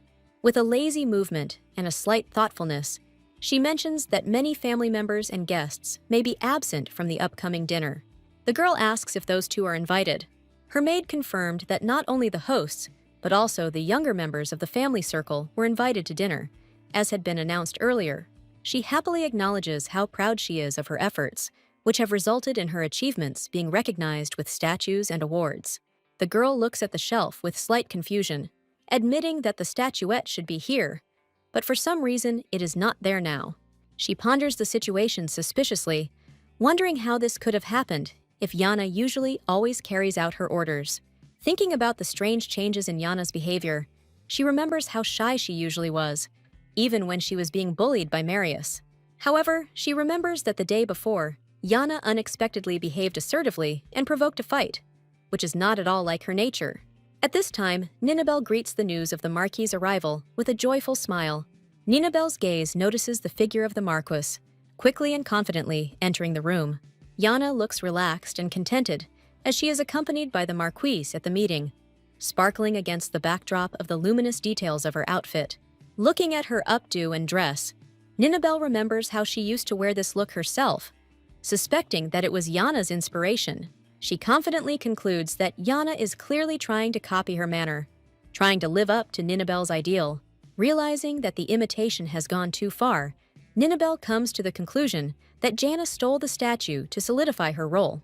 Although the situation is unpleasant, Nabel decides to take on the role of an older sister and teach Jana an important lesson, demonstrating her maturity. Meanwhile, Jana spends time with an elderly mentor who suggests starting the lesson by reviewing the rules of Korean grammar. Jana enthusiastically agrees, finding the grammar lessons fascinating, but soon her enthusiasm begins to wane. A little later, Jana is overwhelmed by the huge number of grammar assignments, trying not to lose heart, but already losing patience from their infinity. The mentor continues to explain the complex features of the proposal, and Jana, almost in despair, asks to stop the flow of information. But upon hearing that the lesson is already over, Jana, still stunned, realizes how grueling the lessons were. When her mentor gives her an additional assignment to strengthen her knowledge, Jana reacts with disappointment to having to complete it. Taking the assignment sheet sadly, she notices that even this will not give her a break, wondering at the questions contained therein. The assignment sheet includes an unexpected question about her parents' names, causing her to wonder if Jana has a sibling. Lost in thought, she suggests that if Jana is illegitimate, then perhaps she has a half-brother. Jana froze in questions, watching the man who stood with his back to her, and a guess about the nature of their connection flashed through her thoughts. The girl thought about the possibility that he might live outside the family mansion, and decided that she needed to figure it out. In the cozy atmosphere of the office, Jana, sitting at the table, carefully watched the head of the family, who stood next to her, radiating calm and confidence. The teacher appeared at the door, apologizing for his intrusion, and announcing that he had come to teach Ms. Jana. The head of the family asked with warm curiosity whether the man was the recommended teacher. Confirming his identity with a friendly smile, the teacher introduced himself as Lucian Parnell, a professor of theology. Jana was surprised to hear that he had become her personal tutor, and a slight confusion flashed in her eyes. The teacher, interrupting the pause, announced that he needed to clarify important details before starting the class. Solemnly folding his hands, the teacher addressed Jana in a serious tone, expecting her to give an honest answer. Leaning closer, he asked a direct question. "Has she recently taken someone else's things?" Jana looked at him in surprise, wondering why she was being accused of something. The head of the family intervened in the conversation, sharply indignant, and not believing the accusations against Jana. Lucian explained that he heard this from Mr. Roman, who stated that Ms. Jana had allegedly taken Miss Ninabel's trophy, which could now not be found. He asks to go to the Eastern Garden to clarify the situation. Jana, feeling confused and overwhelmed by emotions, expressed her confidence that she would never do something like that. The leader carefully placed his hand on Jana's head, convinced that everything that had happened was a misunderstanding. Reassuring her, he assured her that he would be there to help resolve this misunderstanding. They walked together into a magnificent garden with tall columns and picturesque greenery, immersed in sunlight. In the garden, they were met by Roman, who was noticeably confused at the sight of the head of the family and Jana. He asked in bewilderment why the head came with Jana, not expecting to see them both. In a calm tone, the chief explained that he was already aware of the situation and did not intend to pay more attention to the incident than was necessary. However, he stressed that if Jana was indeed involved, she should be punished accordingly. The man took these words with confusion, expressing understanding of what had happened. Lucien turned to Jana again, asking her the same question in order to finally clarify her involvement in the disappearance of the trophy. The girl firmly stated that she had not stolen anything, to which the teacher asked her to confirm this again, warning her about the consequences of lying. Jana, full of confidence in her innocence, answered with restraint but determination that she was telling the truth. The teacher, seeing her persistence, suggested that she tell in detail what happened yesterday in order to clarify the situation. In the distance, girls appeared in the garden, attracting Jana's attention with their unexpected appearance. One of them was Miss Ninabel, who watched the proceedings with a slight silence. Being the center of attention, Jana began to embarrassedly tell how yesterday, walking down the corridor, she ran into Ninabel. The girl remembered how Ninabel had asked her in a dismissive tone to take the trophy to her room. Jana explained that there was a maid nearby, but Ninabel insisted that Jana do it. Lucian was shocked, and his indignation at what was said showed in his sharp reactions. Considering that the request to return the trophy was unfounded, he emphasized its one-sided nature. Lucian quipped that admitting guilt would have helped avoid further tension. Knight Smith intervened in the conversation, introducing himself as a witness, which caused surprise among those present. Lucian demanded that he explain in detail what exactly he had seen, further inflaming the situation. Smith said that he saw Jana actually carrying the trophy the day before, but he clarified that she was not heading to Mrs. Ninabel's room.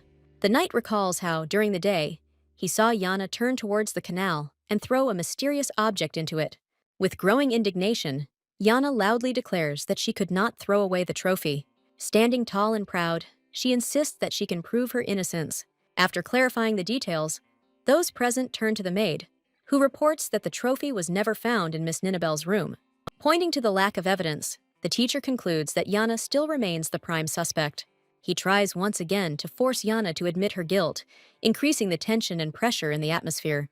Strong irritation is reflected on Jana's face when she does not understand how such a person could become her teacher. Reflecting on the situation that has been created, the girl feels helpless, wondering why she is being driven to despair.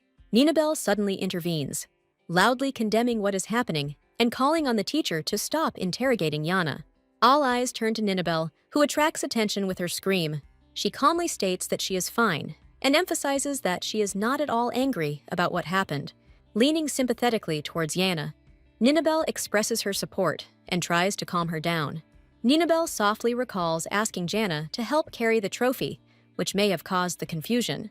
However, she admits that she did not expect such an outcome of events and sincerely apologizes for the inconvenience caused. The girl talks about how she is incapable of feeling anger and suggests that Jana suffered greatly because of her words.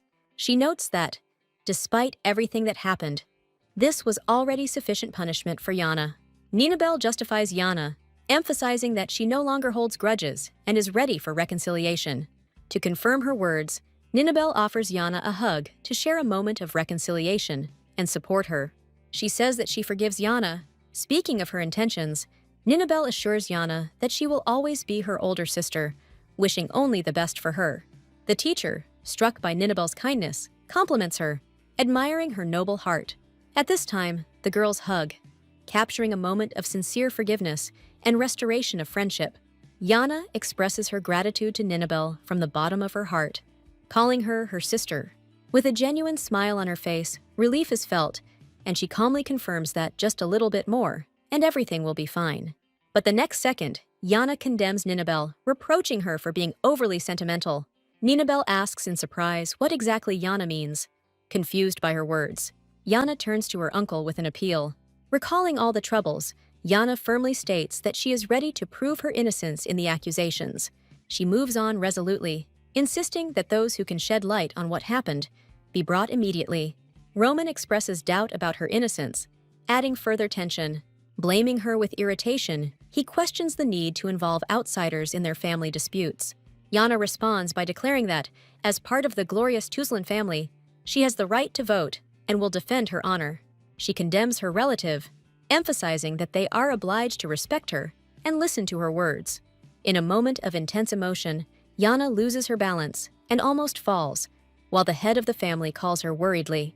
He notices that Jana is too pale, consoles her, and asks her not to overexert herself anymore. However, Jana states that everything will be fine with her because it is important for her to prove her innocence. She assures that she strives to be a worthy granddaughter so that people can be proud of her actions. The head of the family, having heard her sincere words, looks at her with respect and slight admiration. Addressing his son, the head orders to immediately call those who can help resolve this whole situation. Emphasizing the seriousness of the head's words, Roman hurries to carry out the order in order to speed up the resolution of the conflict. Frenhild and Jana arrive in the garden, and the young man greets the head of the family. The sharply expressed discontent on the face of the girl with red hair is conveyed in a comic style. Jana smiles slyly, foreshadowing that her actions will benefit Frenhild. She confidently hints that something important awaits them ahead, while thanking the young man for his timely support. The girl hints to the young man that she might have accidentally left something in his room. The young man, noticing her anxiety, happily replies that he was going to return what he found, and gestures to the maid carrying the box with the thing. A close-up of a beautifully decorated chest is shown opening to reveal a trophy inside, sparkling in the sunlight. The girl quickly snatches the trophy from the box, while the man in the robe tries to stop her and warn her about something. Jana irritably reminds that she didn't throw the trophy into the canal. Turning to the teacher, the girl reproaches him for his unwillingness to listen to her, emphasizing that only now does he see the thing with his own eyes. With a delicate gesture, she hands the trophy to her sister, explaining that she wanted to return it immediately, but something unexpected prevented this. The sister, illuminated by a soft smile, replies that she will forgive Jana, The girl guiltily admits that she was misunderstood, still holding on to the returned item. Her intense gaze becomes sharper, and her words become challenging, hinting at the false assumption of envy. The sister looks at her with a subtext that clearly indicates the emotional development of the conflict.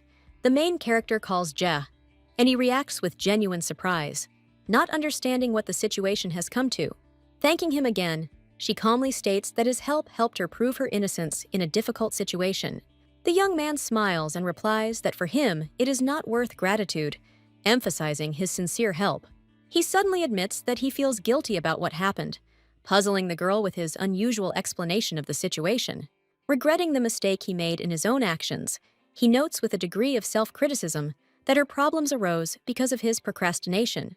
The young man says that she is being unfairly punished for actions that she is not even guilty of. The head of the family is closely monitoring this entire situation. Roman stands in bewilderment at what he heard from the young man's lips. Against the backdrop of a tense atmosphere, the girl looks at the man who appeared next to her with an expression of shock and incomprehension. The figure of the head of the Niga clan appears, inspiring respect, in a magnificent white and blue outfit with refined decorative elements.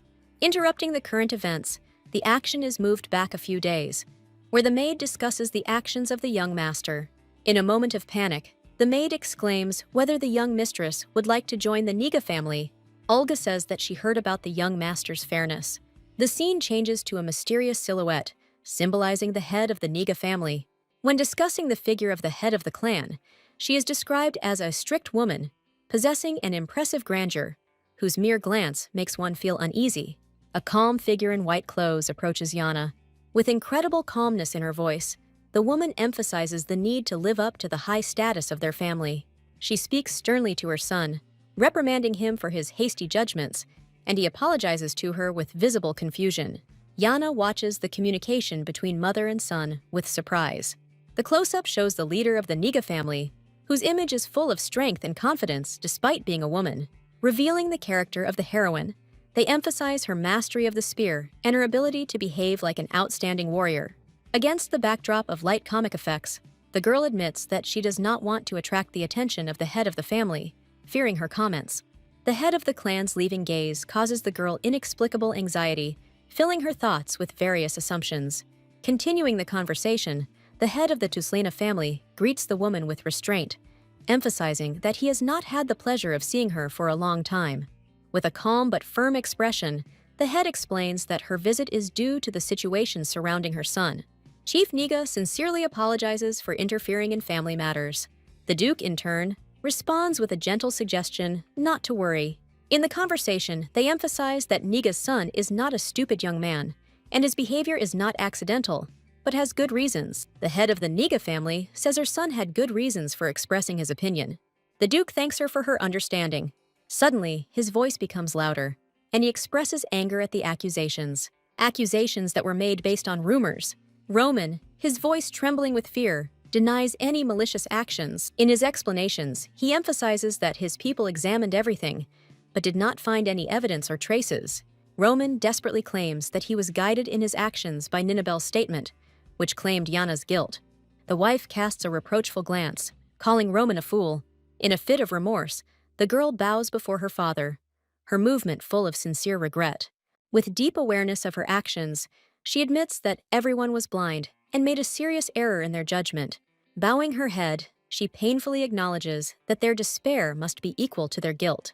She firmly states that something like this will never happen again. The young man receives an order to return home and calmly agrees with his mother. At an unexpected moment, the girl freezes in place, noticing something important that caught her attention. He can't leave now because there is something else that he and Jana had planned. The young man stops, realizing that he cannot just leave without finishing everything.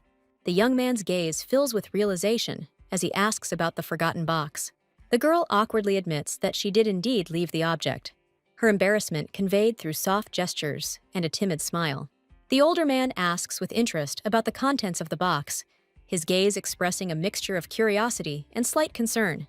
The girl excitedly explains that there are sweets inside that she wanted to share with others.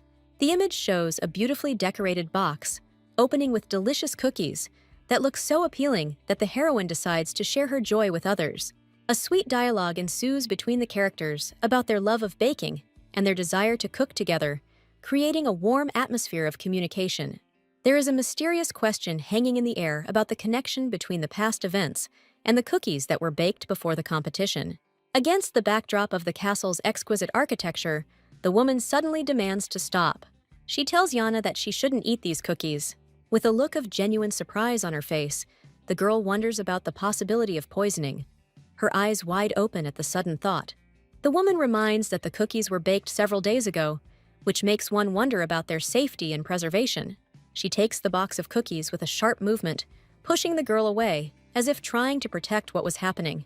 The girl confidently states that only 3 days have passed, and, having felt the appetizing aroma, she is convinced of the freshness of the contents. She reaches for one of the cookie pieces in the box, saying she'll just try one, as if to reassure those around her of her confidence. Amidst the changing mood, two figures, one holding an open box, look at each other in tense silence. A dark flashback scene is introduced, where the girl suffers from stomach pain, admitting that it was caused by that very treat. Jana falls to the ground, attracting the attention of people nearby, each of whom looks confused. Grandfather calls out her name, his worried look underlining the seriousness of the moment. He stares at the girl, noticing how her face is getting paler and paler, and consciousness is gradually leaving her. The man demands to call a doctor immediately. His voice sounds like a cry of despair.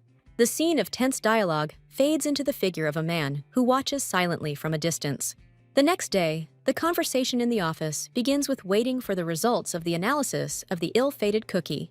With a slight sigh, the man explains that reports have just arrived from the alchemy department, sparking even more interest. Another man in a smart uniform reports that traces of an unknown poison were found in the cookies, adding to the tension. He pauses, looking askance, and asks about the nature of the poison, subtly hinting at his mistrust. The older man mentions that only the manager of the greenhouse with poisonous plants could have been involved in this incident, but suggests not to rush to conclusions. An image of a dark silhouette appears holding a plant, suggesting the complexities of running a greenhouse. The leader asks if things could have been different, which casts doubt on someone's words. He clarifies that it is too early to rule anyone out, and this could well be the result of constant attempts to harm Tuslan. His expressive gaze and half-smile, with a challenge, ask whether it is worth delaying the investigation instead of taking action as soon as possible. His golden eyes reflect a mysterious intent as he warns in a low voice that the situation could get even worse for Jana. She can die and come back to life at least twice. The interlocutor, agreeing with him, expresses his intention to take control into his own hands, stating that at the moment it is necessary to transfer custody of Jana. The older man, with an imperious air, instructs the guardian to closely watch Jana and pay attention to even the slightest suspicious actions by Roman. His harsh voice emphasizes the seriousness of the task, demanding that all observations and suspicions be immediately reported to him. The young man, without looking away, promises with complete determination that he will not hide anything and will carry out the order. In another space, a figure with long hair in a man's suit appears in front of the girl, illuminated by a strange light, as if from her memories. Jana grabs the girl, as if protecting her, and at that moment, the feeling of danger and surprise grows. She hugs the girl and asks in surprise how she was able to establish a connection with her in this strange dimension. The girl whispers with tears in her eyes that she can no longer bear the whole situation and desperately wants to leave this place. With sadness and anger in her voice, Jana declares that she hates the castle and the monastery and wishes for everything to disappear. The heroine, immersed in sad thoughts, can barely hold back her tears. Suddenly, this world begins to disappear. Lynn holds out her hand as if trying to stop Jana, and shards of light and shadow fly around her. Jana wakes up in her own bed, shaking with the sudden realization that it was just a dream, but the emotions are still seething inside. Coming to her senses, she covers her face wearily, trying to cope with the jumbled thoughts and unexpected memories that haunt her. The frozen silence is replaced by the sound of Olga's maid approaching, who anxiously reports that her mistress has finally woken up after a long sleep. The heroine asks how long she was unconscious, to which the maid calmly replies that a whole day has passed. Olga gently explains that the doctor has ordered even more rest, urging not to overexert herself and giving her the opportunity to recover. The girl realizes with difficulty that her condition has not only exhausted her physical strength, but also that the emotional breakdown has become an insurmountable barrier. Curious to see if anything new has happened during her sleep, she receives information about an investigation into suspicious events. The memories take the reader into a retrospective, where attention is focused on the ban on Roman participating in the procedure, hinting at suspicions towards him. The hero's internal monologue reveals the plan that has been implemented, but at the same time, it is indicated that the real criminal will not escape so easily. Against a backdrop of terrifying red tones and mysterious symbols, the reader sees the image of Karen Tuslina, a deeply intriguing and dangerous person. Karen is depicted in an exquisitely glamorous outfit, hinting at her possible escape route through cleverly crafted intentions. Olga watches Jana's piece with suspicion, thinking about the need to collect convincing evidence against the surrounding conspirators. The heroine sadly notices the changed circumstances and worries about the possible change of close people in her environment, which becomes a source of anxiety. The insert, with a humorously illustrated background, shows a humorous squabble against the backdrop of serious events, diluting the atmosphere with a comical approach. The heroine makes it clear that she will never allow the dynamics of their harmonious relationship with the faithful Olga to change. Olga, in response, vows to become even more diligent in her service, openly expressing gratitude for the lack of complaints about her service. Jana reflects on the significance of the current circumstances, realizing that, because of what happened, she is now receiving much more attention. The heroine's internal monologue ends with the assertion that she will not allow circumstances to break her will and resilience. An image emerges of a stylish and thoughtful man looking at a memorable sequence of ringing silence, dispelled by moonlight. It turns out that the man's name is Jihad, and his complex gaze hints at important thoughts. The room reports that Lady Jana has regained consciousness, and the servant emphasizes that her health has already stabilized. A dialogue ensues in which the question is asked whether there is a desire to visit the heroine, to which there follows a sharp and laconic refusal. A gloomy expression is accompanied by a request to send the necessary medications to Jana's room. He pauses for a moment at the window, the moment completed by a quiet contemplation of what is happening outside. Memories return again to the first meeting of the characters, focusing on Jana's fragility in those distant times. The narrator's concerns about the girl's health and her growth potential are emphasized, giving the story a slight melancholy. The once weak Jana appears completely different before the hero's eyes. Jana's charming image fills the stage with soft light, as if nature itself emphasizes her innocence and inner strength. Against the backdrop of a romantic atmosphere of memories, the narrator mentions that he seemed to have met another person. The girl standing next to the hero is surprised to learn that they have actually arrived at the Castle of Summer, not believing her eyes. Her admission that she initially thought the news was a joke reveals her naivety and genuine joy at realizing the reality of what was happening. Uncle comes to the conclusion that this girl is not the real Jana, because he never promised her to take her to his castle. The atmosphere of anxiety increases when the hero wonders who is now inhabiting the body of Jana Tuslina. The scene shifts focus to a return to calm everyday life, when a new dose of medicine is prepared for Jana, assuring her that this is the last dose. Enhancing the optimistic mood, Olga energetically reminds that they can resume their normal activities once the treatment is completed. The heroine is confused when she thinks about how many medications she has already had to take and considers it a real nightmare. The insert presents the antidote in a cheerful and bright style, enhancing the contrast with the heroine's thought about the absurdity of what is happening. Olga expresses her surprise at the generosity of the head of the family, who sends many different gifts and support for Jana. The heroine, slightly embarrassed, thinks that such concern is associated with a feeling of guilt, grandfather's guilt for past lack of attention. Another scene shows Roman being stripped of his guardianship over Jana, and now the position he previously occupied goes to Jihad. Olga notices the luxurious bouquet of flowers and medicines sent with special care, reflecting on the importance of the heroine for the head of the family.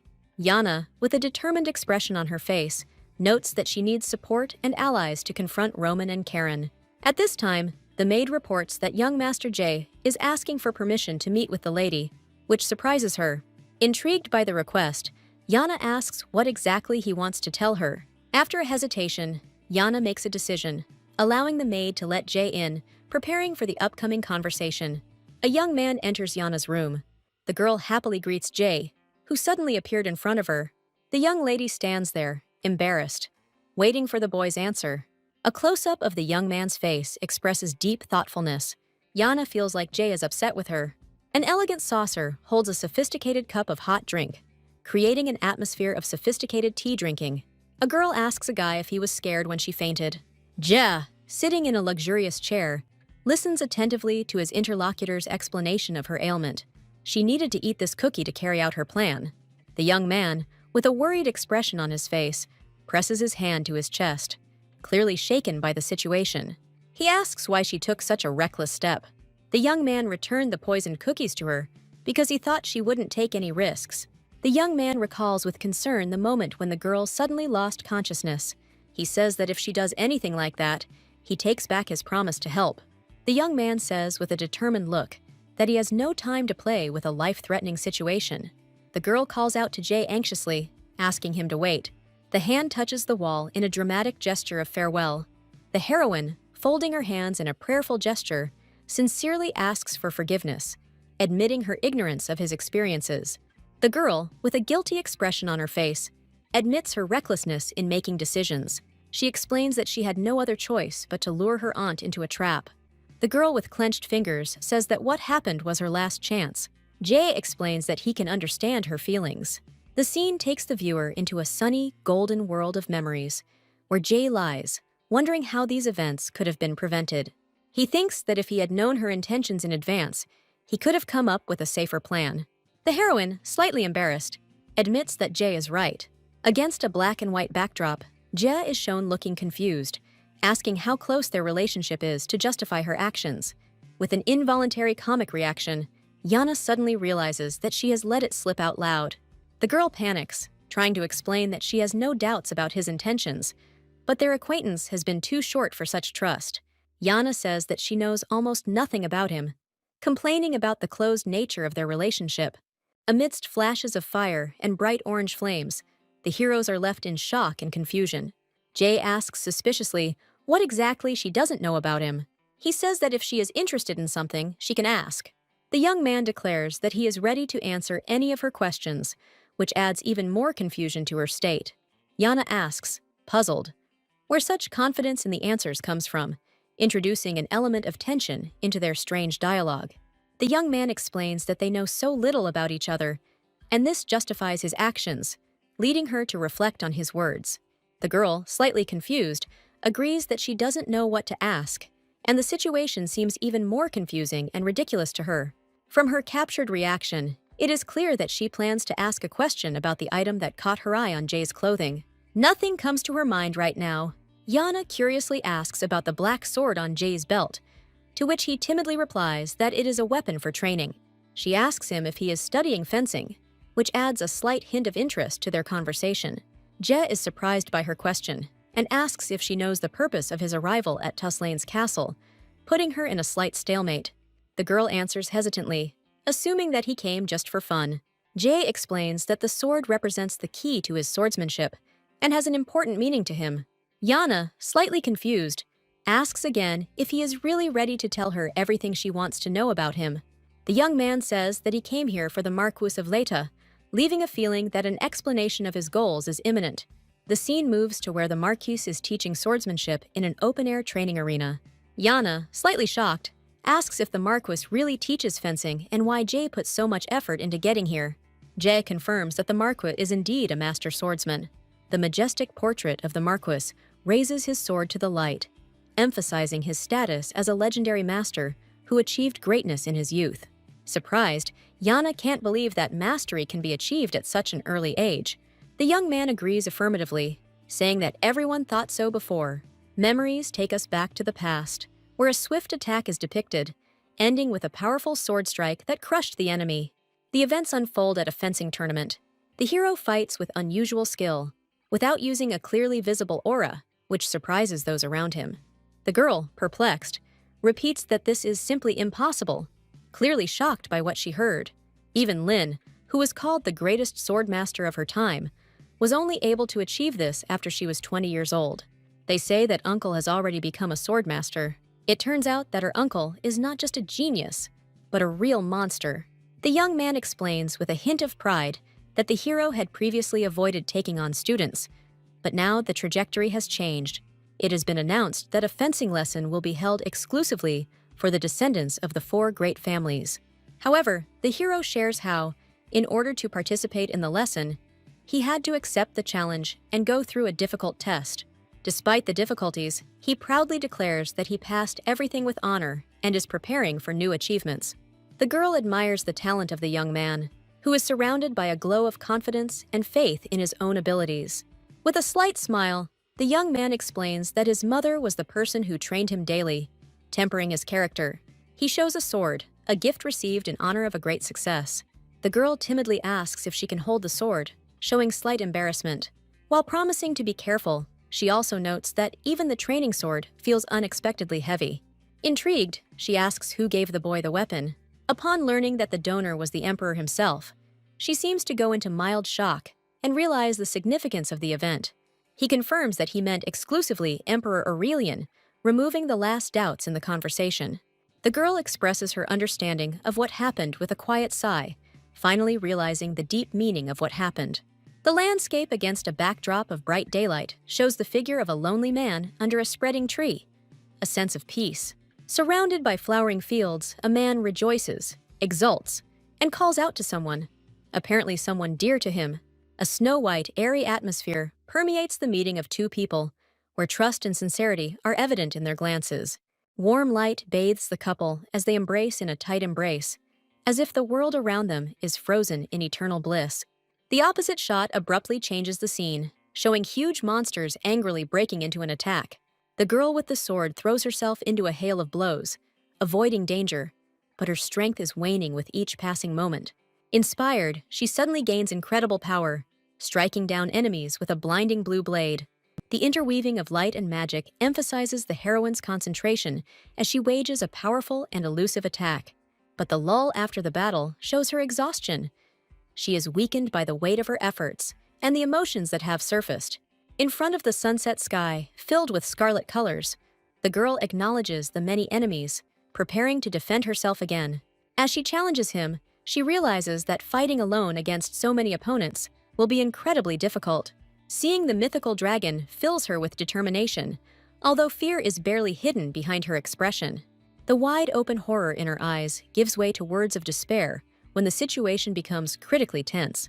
The majestic dragon falls under a powerful energy blow, splitting the night air with its cries. Her ally jumps up, firmly assuring her of his readiness to come to the rescue and change the state of the battle. Strengthening the shared emotions, the girl shouts out his name, clearly trusting in his support in this difficult moment. Back to back they unite, knowing that the entire burden of the team's fate is now equally divided between them. The smile on her face turns into a joke, which provides a bit of relief in the midst of the battle between the 2 masters. A solemn impulse strengthens the presence between them, bringing events to a grand finale. However, a sudden exhaustion takes hold of the heroine, and she bends down helplessly under the weight of fatigue. With only a few words, she admits that her strength is running out after all the trials. In a transparently bright scene, a girl with a trembling voice expresses joy that her companion is safe and sound. In response to her emotions, he supports her, assuring her that it is her words that matter more. In the darkness of the night, her thoughts become confused, and her gaze becomes heavy, immersed in the rolling doubts and painful memories. She silently turns to the image of her friend, begging him to stay close as his last hope for understanding. Lin returns to Jana's body. Her name sounds in the thick atmosphere of the room, interrupting thoughts and echoing. The young man says that she has turned very pale. He suspects that the poison is still working. Jana says that everything is fine, and she was just thinking. Handing over the sword, the girl asks for a favor, and the young man, slightly surprised, asks a clarifying question. The conversation about fencing lessons is suddenly interrupted by an unexpected knock on the door, which attracts their attention. A voice behind the door, recognized as belonging to Frenhild, calls out to Jana, setting a tense tone for the entire scene. Jana, suddenly becoming more determined, asks Je to leave her alone for a while, promising to return to him later. Je, slightly puzzled, frowned as he watched the situation. Having decided to hide under the bed, the boy tries to escape from the imposed circumstances, surprising Jana. Hearing Frenhilda's insistent voice, Jana increasingly feels panic. which is expressed in her confused face. The boy looks out from his hiding place and calls for Jana. He assures that in case of danger, he is ready to help at any moment. Suddenly, Frenhild bursts into the room. In the stunning atmosphere, her attention shifts to Frenhild, causing confusion and suppressed wariness. Jana's embarrassment becomes clear when she tries to justify her rapid recovery. Her shock clearly shows her indignation at Jack's obvious carelessness in disturbing her fragile calm. Frenhild hands Jana a brightly decorated gift, adding to the festive atmosphere. An exquisite box of chocolate appears in her hands, causing slight disappointment of expectations. After accepting the gift, Jana thanks Frenhild, but her expression hides further thoughts about what is happening. During the conversation, the red-haired woman accompanies each phrase with persistent questions, demanding an honest answer from Jana. The guest wants to know why Jana recently invited her to the garden. Jana pretends not to understand what Frenhild is talking about. She says it was the day she ate the cookies and passed out. Jana says she called her so she could enjoy the show. She wanted to show how the people she hated were suffering. Jana was simply paying her back for showing her the perfect place to drop the statue. Frenhild says she knew something was wrong. She says that Jana seems to have become a completely different person. This is because she survived poisoning from a poisonous plant. Jana begins to understand what her sister meant. Frenhild suspects that another impatient soul has entered Jana, one that cannot come to terms with injustice. Jana persistently asks her sister how exactly she remembers her. The sister replies that it is completely different. The heroine is portrayed as a timid and submissive child, always obediently following the instructions of adults. Her past was one of injustice, where even in difficult moments, she would only meekly ask for forgiveness, directing praise to her sister, who invariably received all the attention. The girl asks incredulously, finding an internal reproach in this, whether she really liked seeing her in such a pitiful state.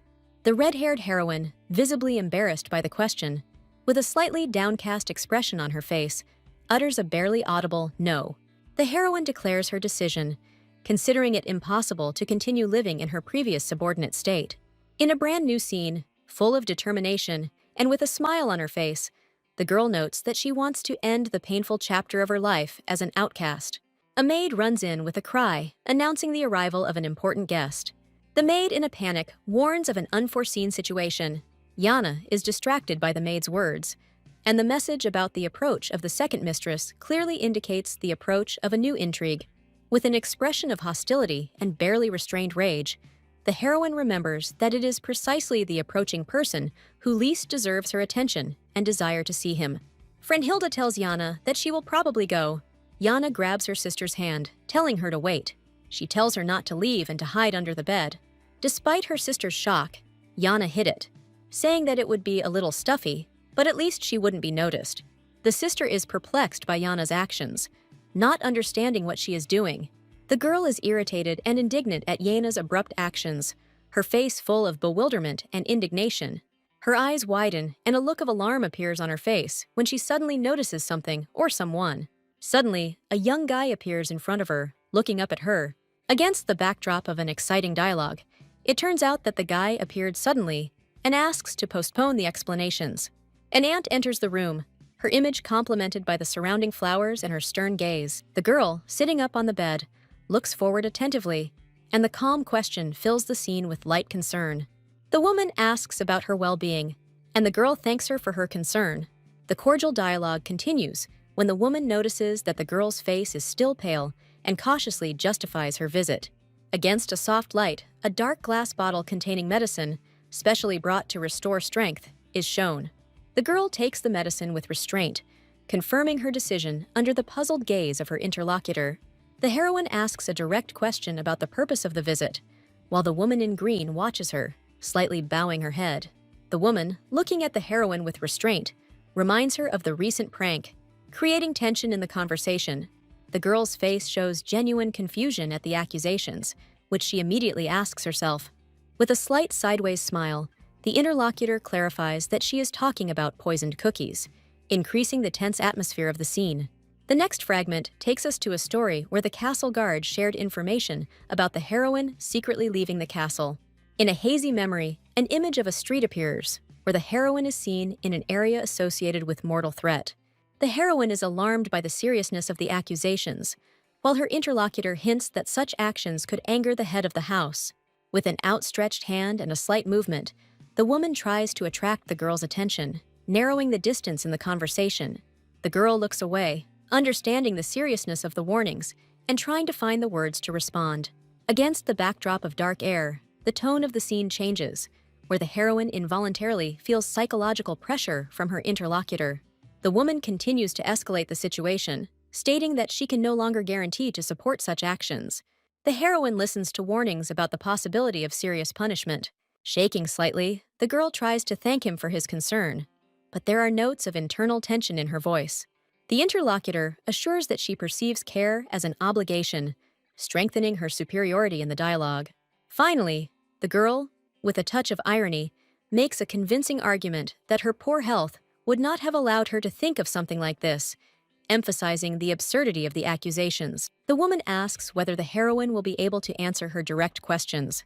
A close-up shows a box containing rare green orbs. The girl looks ahead in panic and confusion, her eyes wide with fear as she realizes how the rare item ended up in her room. The woman confidently claims that she asked the doctor about the missing artifact and found out that it was a rare antidote, available only on the black market. The girl is stunned by the sudden question about how the antidote came into her possession and can barely utter anything coherent. Threats turn into accusations when she is accused of seemingly deliberately poisoning herself to attract the attention of others. The icy atmosphere is replaced by a sudden memory of how the heroine ate the fruit of the heavenly tree in the past and lost consciousness. Recollections of past events only strengthen the accusations that the girl is allegedly using weakness as a way to prove her case. The woman accusing her argues that these were planned actions to attract the attention of influential people. The girl's viscous stream of thoughts leads the narrative to the realization that someone is deliberately spreading rumors about her. The next scene shows the girl's thoughtfulness about who is controlling these manipulations, leading to the realization of the culprit of the situation. The girl ponders with restraint how her answers could be used against her, balancing between an answer or silence. The woman in green makes it clear that her silence will lead to extreme measures, worsening the current situation. She says she will have to contact her brother. The heroine is shocked by this news, mentally connecting her brother with the current accusations. A letter with a green seal appears on the screen, causing the girl to remember the contents of this correspondence. The girl opens the letter and realizes that it states that her brother was always concerned about her condition and was concerned about maintaining contact with her. Against the golden light of memories, her brother's words appear, full of tender care and making her feel warm. Until now, he could not worry. His aunt answered him, convincing him that everything was okay with Jana. But if he receives a letter with the news that something happened to her, the woman, with a caustic smile, hints that if the brother finds out about the problems, he will immediately drop everything for the sake of his sister. The question is asked whether the girl is ready to sacrifice his success for the sake of her actions. Letter from the Imperial Academy from Wilhelm Tuslan. Jana notices that the addressee is clearly stated in the letter. The heroine realizes that her brother's affection could become her only connection with life in this castle. She reflects on her situation. Caught between duty and personal tragedy, the girl's thoughts are screened in her decision to endure this entire blow for the sake of her family. Her internal struggle ends with her accepting the situation, where she tries to understand what choice she really has before her. For the sake of her family, Jana has been giving into blackmail all this time. The girl admits that she cannot simply resist these people, realizing her helpless position. The interlocutor's hand gently straightens the strands of her hair, accompanying the movement with an order to justify herself before the head of the family. The woman, standing nearby, assures that the head of the clan will forgive the girl, but she, tense, sits with her eyes downcast. The lady, with a satisfied expression on her face, gracefully ends the conversation, promising to meet again. Suddenly, a young guy appears from under the bed, his hand carefully moving towards the fabric. A boy with piercing purple eyes peers out from under the makeshift shelter. With a sudden movement, he grabs the woman's skirt, causing her to lose her balance. The scene changes and the woman falls to the floor, and the girl looks at her with wide eyes, overcome with surprise. A woman sits on the floor, recovering from an unexpected fall. The heroine pronounces the title of aunt with amazement, her face filled with surprise and slight confusion. The woman fixes her hair and is a little embarrassed. Her face takes on a puzzled expression, as she wonders what exactly happened. Looking at the girl, she explains that she felt something suddenly pull her down, continuing to search for the reason for what happened. The girl, sitting on the bed, tensely presses her hand to the tray, trying to hide the presence of a hidden figure under the bed. In the next scene, with a sudden movement, something dark falls on the woman. The woman, with disheveled hair and a stained dress, looks weak and exhausted as she sits on the floor after the incident. Jana watches what is happening with a frightened and stunned look, her small movements conveying nervousness. A little later, the heroine carefully apologizes to the woman, who is still in a weakened state on the floor.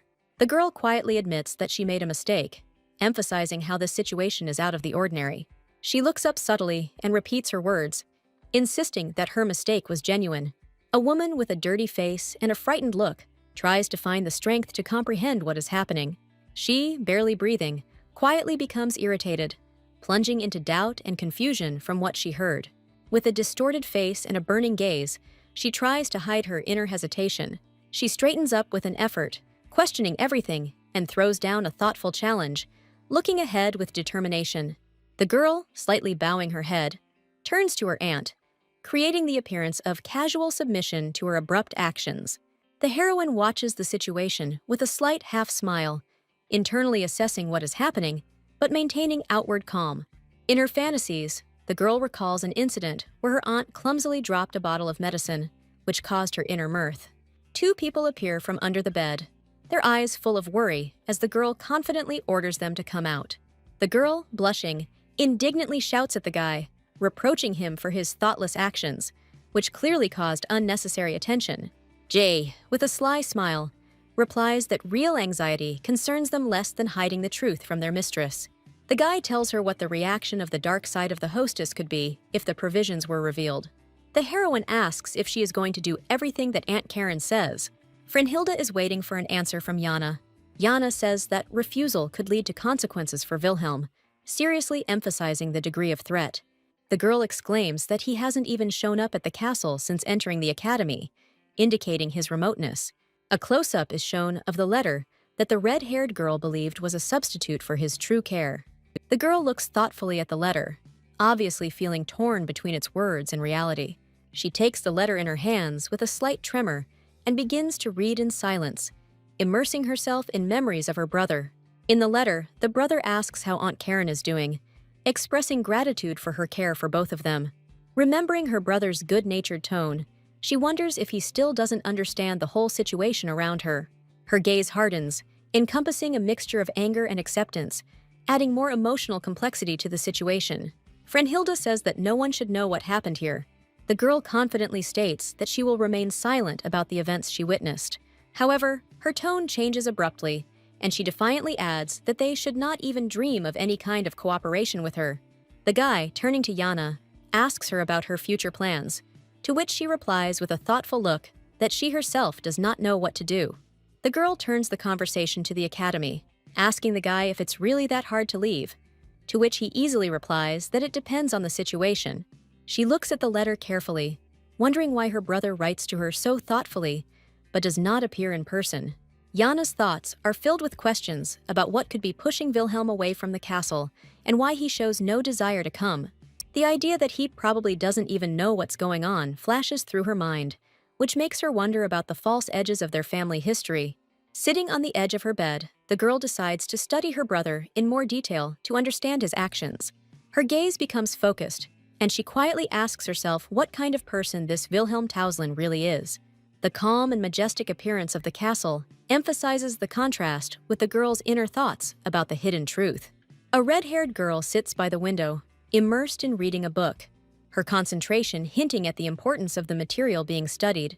The illustration in the open book shows ancient lands shrouded in darkness, reflecting the thematic religious undertones of the reading.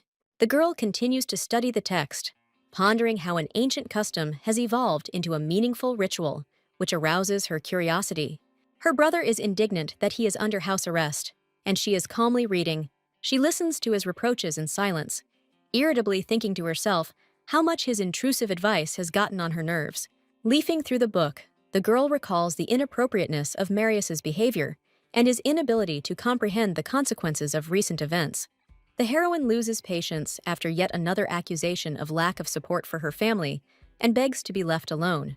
She reflects with growing irritation on how her life resembles a continuous curse, thanks to the orders and endless aggression of her relatives.